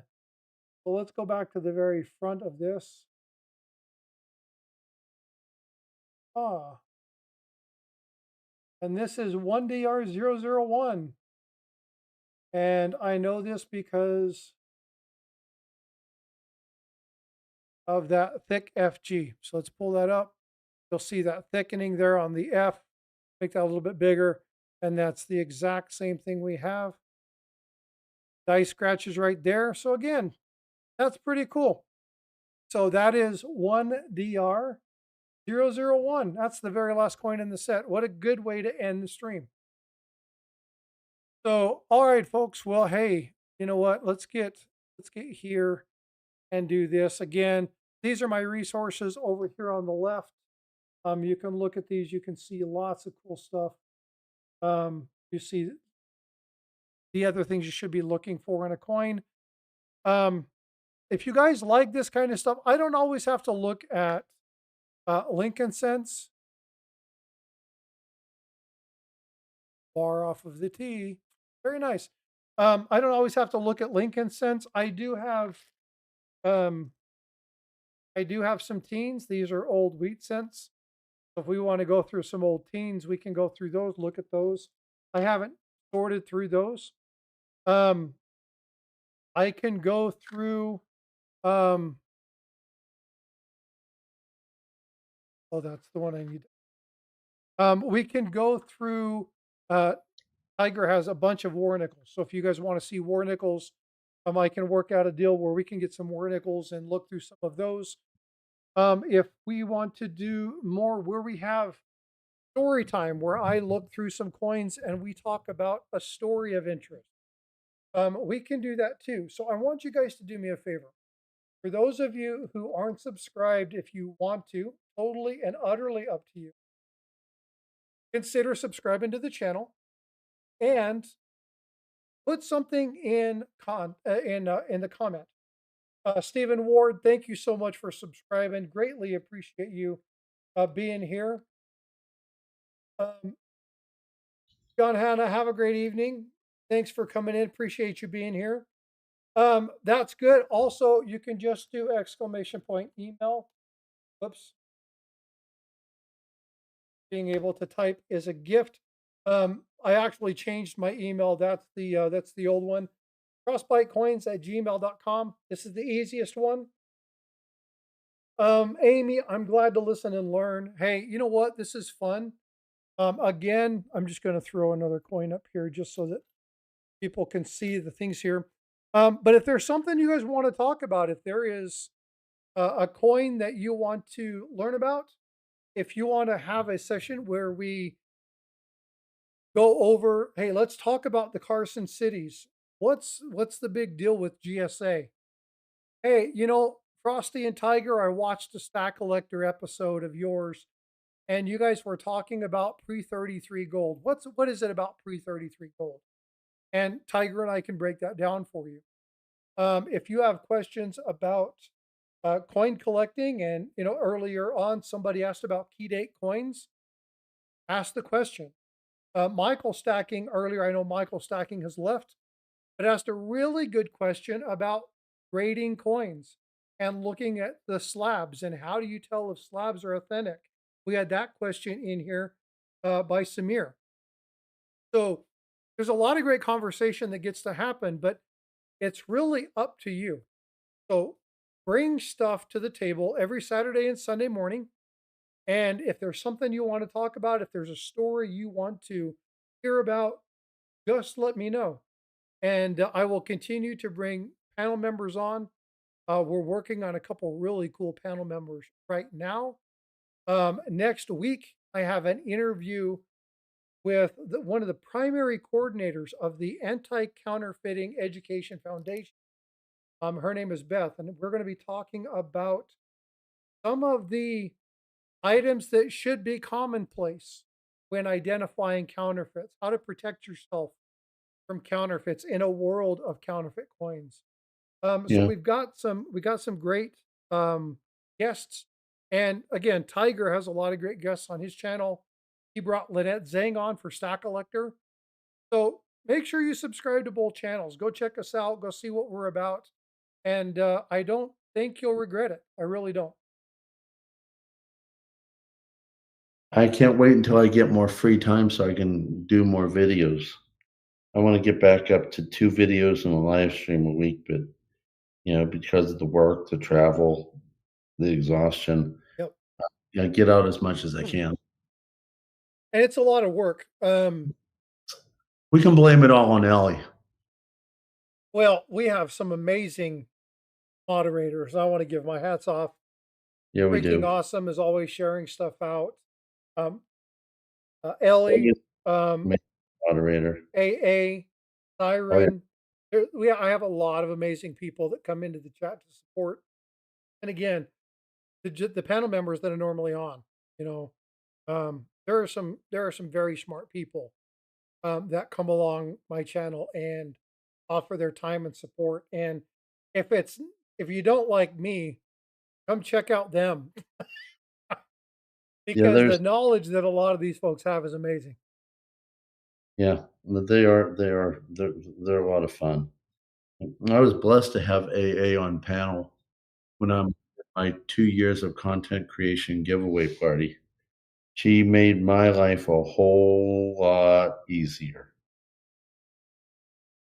and, just a sweetheart of a person. So, having her up when she typically doesn't come up was a blessing.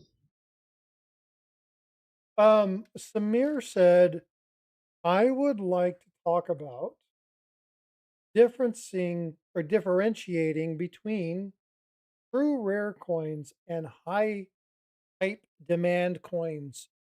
That is a great topic. um, Samir, I don't know where are you located? I don't know what your schedule is. What time is it where you're at?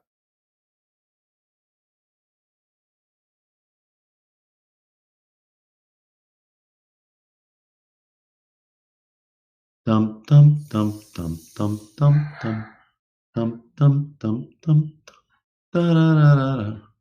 He's in Cleveland. I'm sorry. Oh, I mean, okay. Um, We'll not hold it against you. so no, I'm just teasing you, Samir. I I Eight I'm not thirty, I'm sorry. I have a lot of relatives in Cleveland, so I can get away with that joke. 8:30 a.m. Saturdays and Sundays. We go live. I have a pretty packed schedule for tomorrow. Saturdays Hey, are usually my education piece where we talk about education, talk about the coins, we give examples of what's going on, and then we bring an expert. Um, maybe they're on panel, or maybe they're in chat. And then we ask questions relating to that particular topic. Tomorrow we've got a couple different topics that I'm going to be going over, but I'm also going to be talking about one of the uh, robberies from the United States Mint. So I'm going to be doing this on Saturdays for the next couple weeks. But if you're up for it, Sunday, bring that question and we will talk about that because it's an extremely important thing for people to understand what rarity means. Rarity is not necessarily just about the mintage of the coin. Rarity can be about condition. Rarity can be about an error. Rarity can be about the fact that they destroyed 1933 Godden's double eagle. They destroyed all a few, and it was a very commonplace coin. And because of legislation and an executive order and confiscation and a buyback program, we no longer have that coin. There's very, very few. So situational rarities. So there's a lot of discussion in that that is really good for people to understand. Remember when we're talking about rarity, look at things like the strike for that particular year. Look at things like the mintage. Now, mintages, look for the other low mintages. Just because something's low mintages doesn't mean that it's a valuable coin.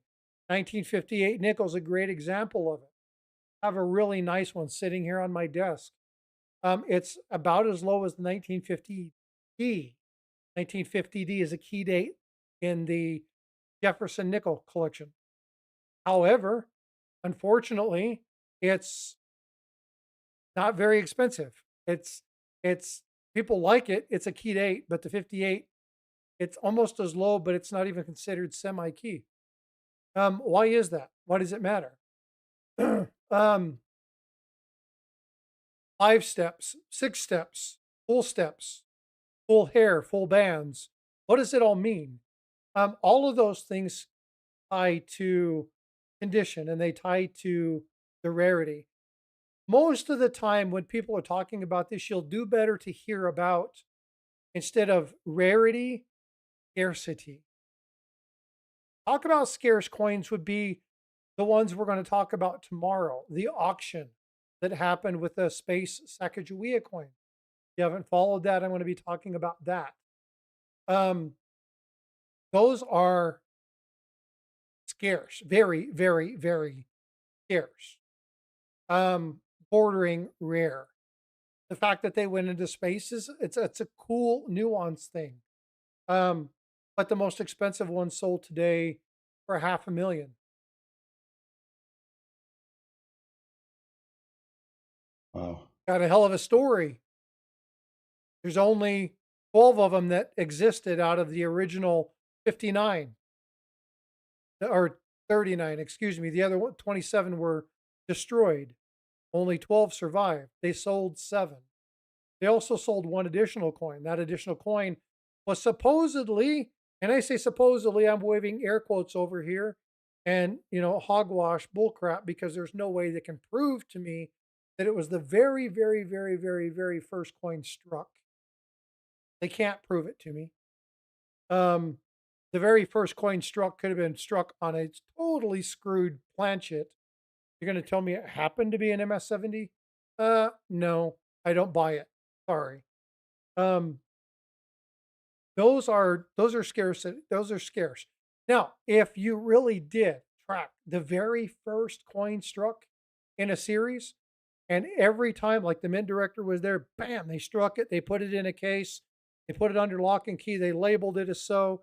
People did their safety seals. They signed everything, did all the paperwork at that exact point in time, with a lot of people there witnessing it, signing off, validating it.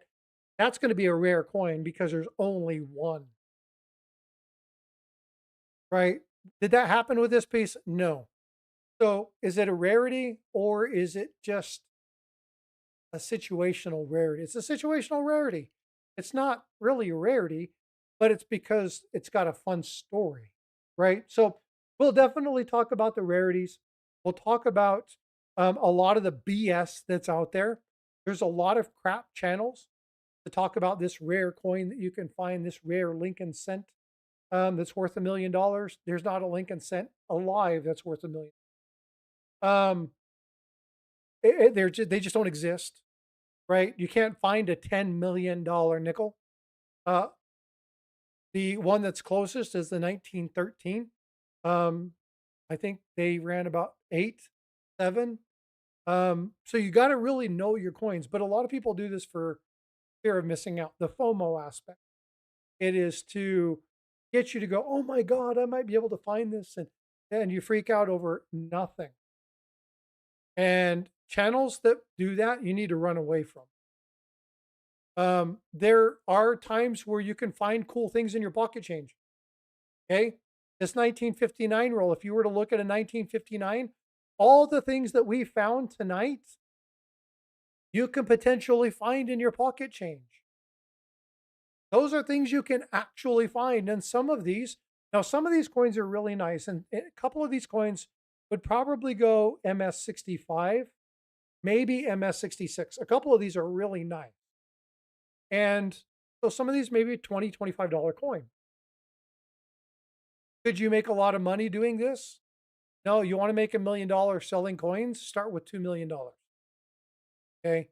Um, True. but yeah, there are things that well, no, not even the aluminum cent. Again, that you're talking about a one-off. It's illegal to own. It's a test metal. Um, they are they're they're exceptions to the rule. Um, but if you say a 1970 cent is not going to be worth $1 million, even if it's in an MS-70, it's not going to be worth $1 million. It's just we don't have sense that the 1926S, which is a conditional rarity in a really, really high grade, dwarfs a 1909 SVDB in the same grade in price because the conditional rarity, the scarcity of that particular item. Yeah, it wasn't supposed to leave the mint. And a lot of those coins, again, we talked about the gentleman. We're going to actually talk about a different one tomorrow. But there's a gentleman who got busted with millions of dollars of error coins that he had snuck out of the mints after a while. The one we're going to talk about tomorrow involves a forklift. Pretty cool story. So if you haven't heard how people utilize the forklift to get coins out of the mint, you're going to want to be there in the morning to listen to that. So yeah, we talk about these various things. So if this is something you want to hear about, make sure you subscribe, hit that notification bell, check out that Saturday and Sunday live streams. And Tiger and I have started taking our live streams that are better, they're more popular, and turning them into videos. And so we're gonna do video based things where we take a snippet of something. Let's say we talk about executive orders and we talk about 3 specific executive orders. Then we may make 3 small videos from that where we're only talking about one specific item. So we're going to start tailoring some of our stuff to suit you better for evergreen content. So if you're looking for something, you can find it without having to dig through a 20, 30. So again, we're trying to do a lot of things to help you guys out. So this is why I say Tiger's my buddy, but he's also a good channel member. Go subscribe to his channel. Make sure that you hit the notification bell. Go watch one of his videos. If you like fun, go watch the banter between him and Yankee Stack. That rigged, not rigged. We're all part of the rigged nation. Um, and so go check that out. Say hi. Let them know that Frosty sent you over. And go into other channels. And if you hear about you go see something from one of our things, go tell them that, hey, Tiger sent me. Go see Salivate and say, hey, Frosty and Tiger sent me. Um, If you're one of the subscribers typically to my channel, it would be really cool for you to go over to Frosty, say hi, and say, "Go Goldbacks!"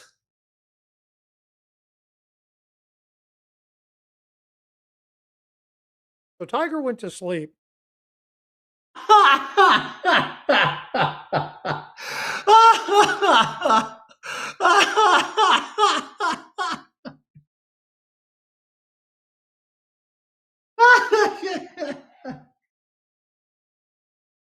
I Oh, yeah, well, needed. we can talk about a lot of cool coins.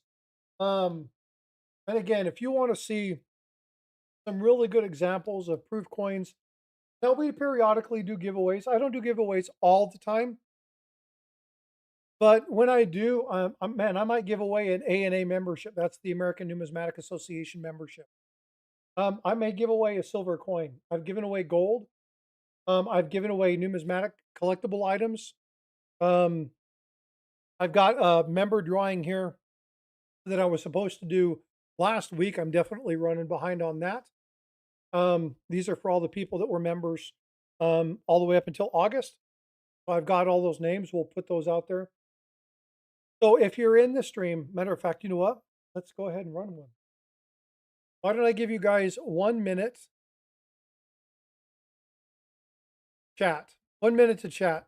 Smash the like, and then I'll pull the name. Stuart, here's the thing. Okay. I really hope it does. I really hope to God I'm wrong. And when you look at these things, you have to say, is it worth my risk?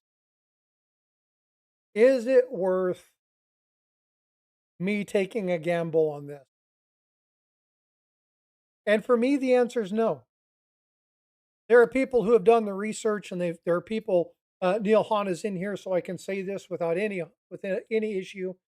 Neil is a hardcore osmium fan, and a lot of people look at this. We had Silver Dragons come into a discussion where we talked about it. He thought osmium was a scam. We had a great discussion, a really good debate. Um, we looked at it. Each of us left with the knowledge of what the person was talking about.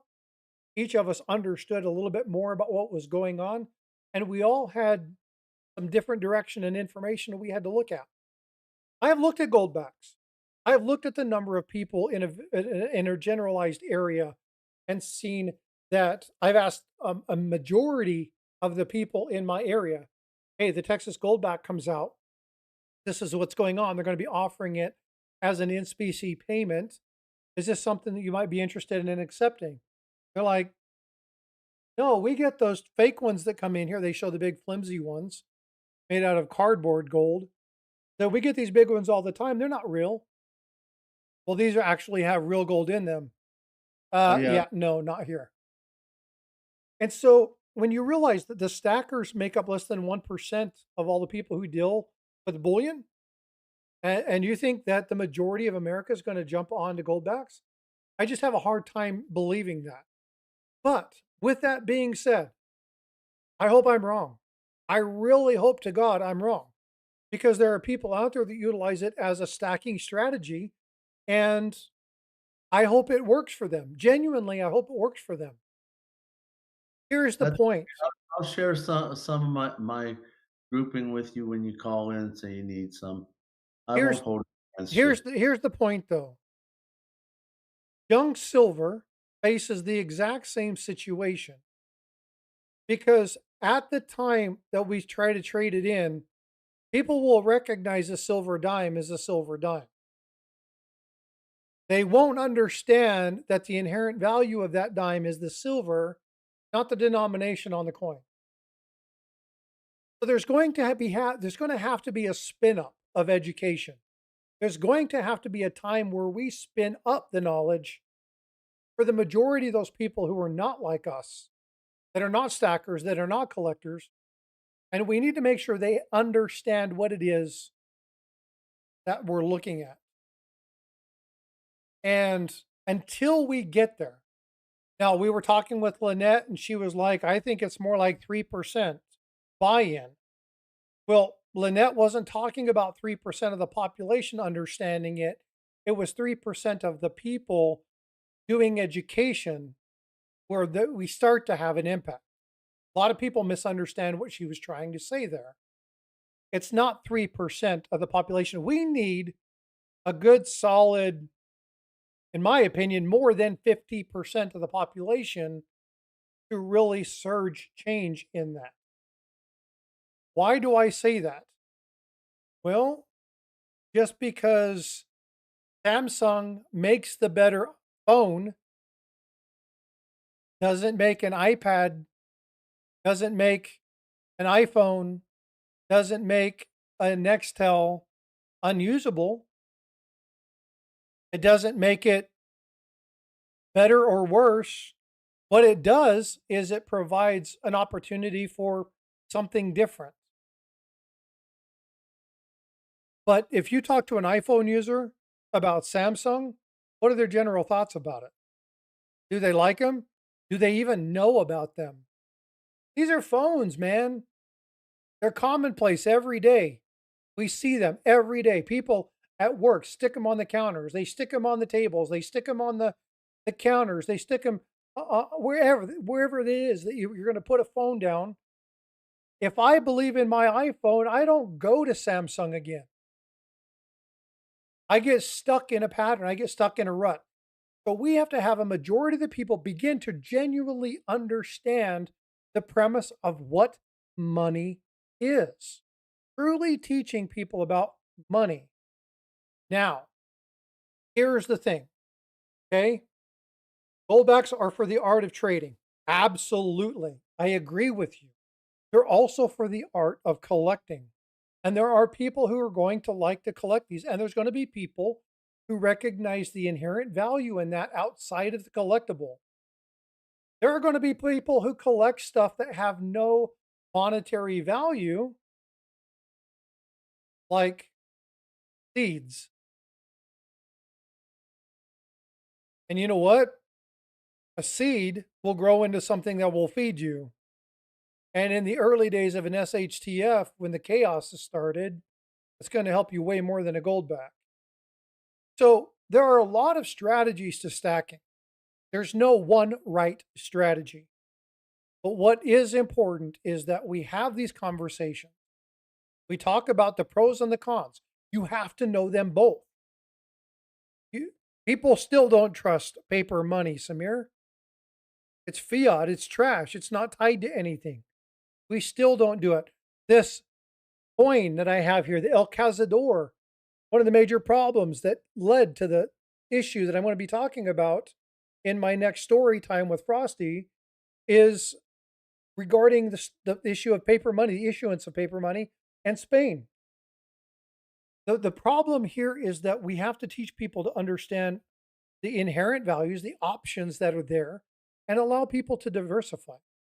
And I really hope, I really hope the Goldbacks do well in a tough time.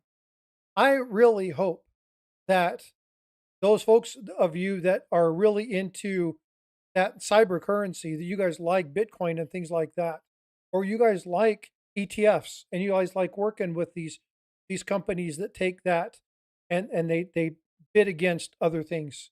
If you like the stock market or if what it doesn't matter what it is that you're putting in your portfolio, there's inherent risk in all of it. And if you are comfortable in the knowledge that there's inherent risk in that and you want to do it, fine. Tiger Stacker and I don't see eye to eye in a couple of those elements. And that's fine.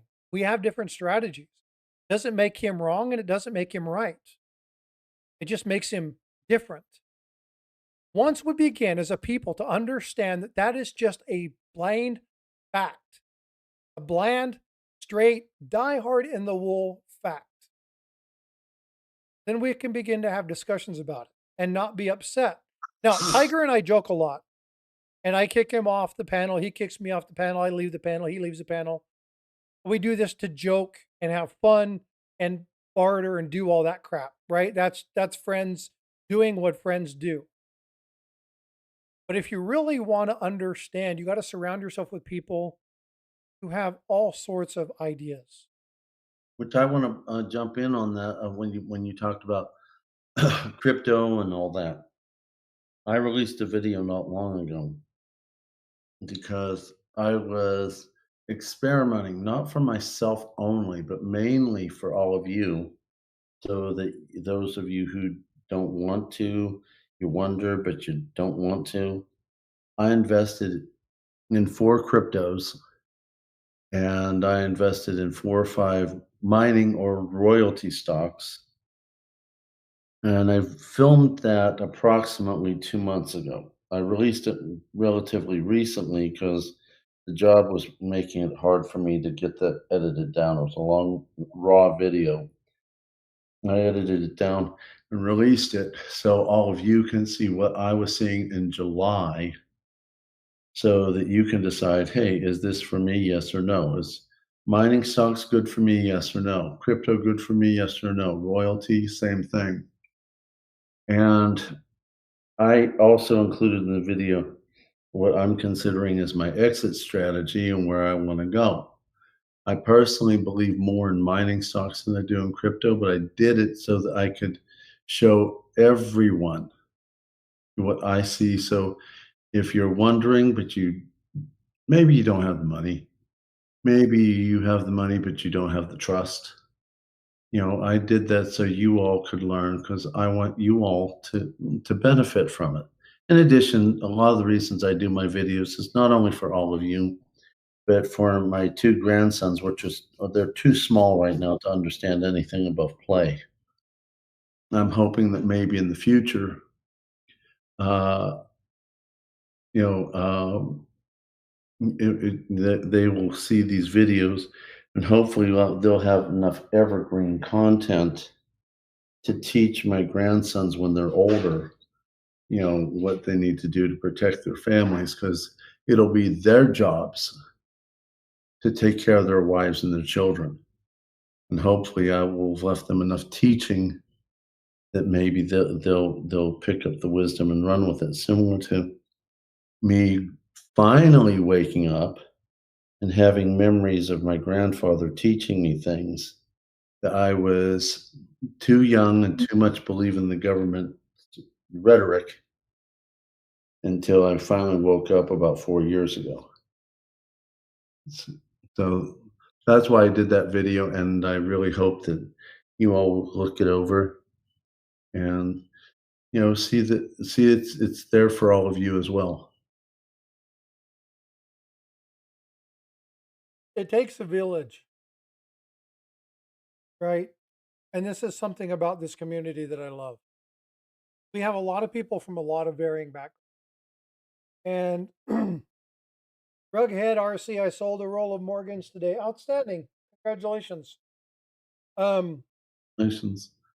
Well, let me address this from Neil. He says, "Sorry, but I feel your investment bias comes through in my opinion." I don't see it as a bias. I see it as the facts that I've seen. I've seen where the mining and the royalty stocks, how they've responded. They've actually even responded differently since I actually filmed that video. So, I pretty much blame no, let me use a different word. I pretty much use the facts that I've observed and presented the facts. I wouldn't consider it a bias. I'd consider what my observations are and what I feel, in my opinion, for me, is the best options for the future. I also believe that mining is going to get really big while Trump is in office. The whole drill baby drill is not only for oil, it's for a lot of other elements. I've also, since that video, invested in other minings. Not a lot, just a little. And I think I'm going to be seeing, the whole Trump administration pushing for us to get more and more out of the earth, whether it is liquid or whether it's metals. So I appreciate your opinion, Neil. I don't agree with it. I think that my observations for someone who usually loves to look at the facts and make determinations is pretty spot on considering what we're going through currently. Do I have any of God's omnipotence or Solomon's wisdom? Not a lick. But I'm a pretty smart cookie, and especially, with us trying to become an independent nation under the Trump administration, I'm taking advantage of it. One thing that I definitely will agree with you on the fact that if you don't do your full hardy end, you need to make sure that you're looking at whatever it is. And again, ultimately, the person who has to make the determination is the person doing the investing. Never invest more than you can afford. Don't go into debt to invest. It's a stupid thing to do. Um, People who make money study money, right? They do. And so you need to make sure you understand what's happening. And again, if you make an investment choice, you want to stack gold backs, stack gold backs. It's totally up to you. I don't poo poo on people who say they want to stack or they want to understand gold back. I just it's not a good strategy for me because I see other opportunities. We talked about gemstones. Okay. I have more of an exit strategy in gemstones than I would ever be able to have in gold back. And gems carry way more value in a smaller package. So in order to have the number of gold backs I would need to meet the element of one gemstone, in many cases would be 1,000 of them. And so there are tons of strategies. And I'm not saying anybody's strategy is wrong. I'm just saying that it's not for me. That And was an that was a great, episode we had. I that was learned a fun. lot. That was fun. We're going to do more on that. I'm actually going to be um, pulling that out. That's one of the videos that I'm going to take out um, a lot of the idle chit chat and just kind of hit on the crux of the issue and narrow that down, kind of like what you did with Lynette Zhang's video. Uh-huh. Take out a bunch of just the general whatnot and just get to the crux of it.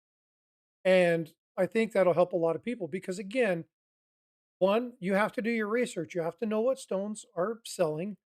You have to know the difference between lab created and heat treated and natural. You have to understand cuts and inclusion, clarity, the four C's, right? So there's a lot of different things that you have to do. But again, it doesn't matter what it is. It could be art, it could be beanie babies, it could be those little freaking bobby head doll thing. There's so many things that you can stock and collect that you're trying to offset. The big thing is that you're putting money away in some sort of hedge against what happens should the worst. That's what's important, honestly. And it doesn't necessarily matter. And a lot of people will argue with me. I'm not a financial expert, but it doesn't really matter how you put away as long as you're putting it away. Okay. Um, you want to make sure that you understand historical context. You want to make sure you understand when you're looking at stocks and valuation and the performance yield of a company. You're going to know how much cash they have on hand. You're going to know how much inventory they have. And if you can't answer some of those basic questions, you have no business investing in that company. If you are looking at a gold mine, but you can't tell me what they yielded in gold last year, you have no business investing in that company. If you are looking at investing in a gemstone, but you can't tell me whether it's a cabochon or an emerald cut, you have no business investing in that element. So you need to look and understand whatever it is that you're going to invest in. That is research. That is the sole responsibility of the person purchasing. Caveat emptor, right? Buyer beware. If you're not doing that, you can't complain later about getting burned. Just like if you don't vote, don't bitch about the president. You didn't have anything to do with it. You could have. Your voice matters.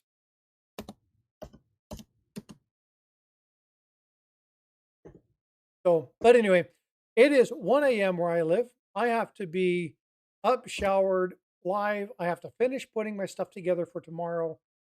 So I am going to bail, folks. I'm going to get out of here. I'm going to clean this up, prepare for tomorrow's stream, and get a few hours of sleep. and then I'll see you guys in the morning. Any final words of closing, Tiger? Yeah, when he told you when he's streaming, that's Central Time. So make sure that you adjust according to your time. Good catch. So that's it. Very cool. Well, hey, Samir, Neil, um, Frank, you guys, thank you so much for all the great conversation. Amy, you've been great in chit chat as well. I appreciate the engagement here. I am going to do the winner command, and I'm going to give away a nine.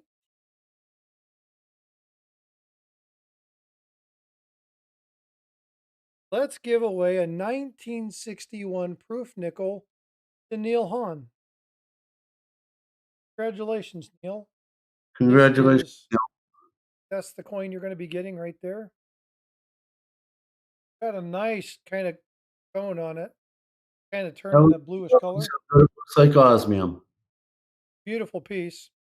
So yeah, so send me a claim email again, frostbitecoins@gmail.com, and I will get this in the mail along with a couple other things I have going out tomorrow.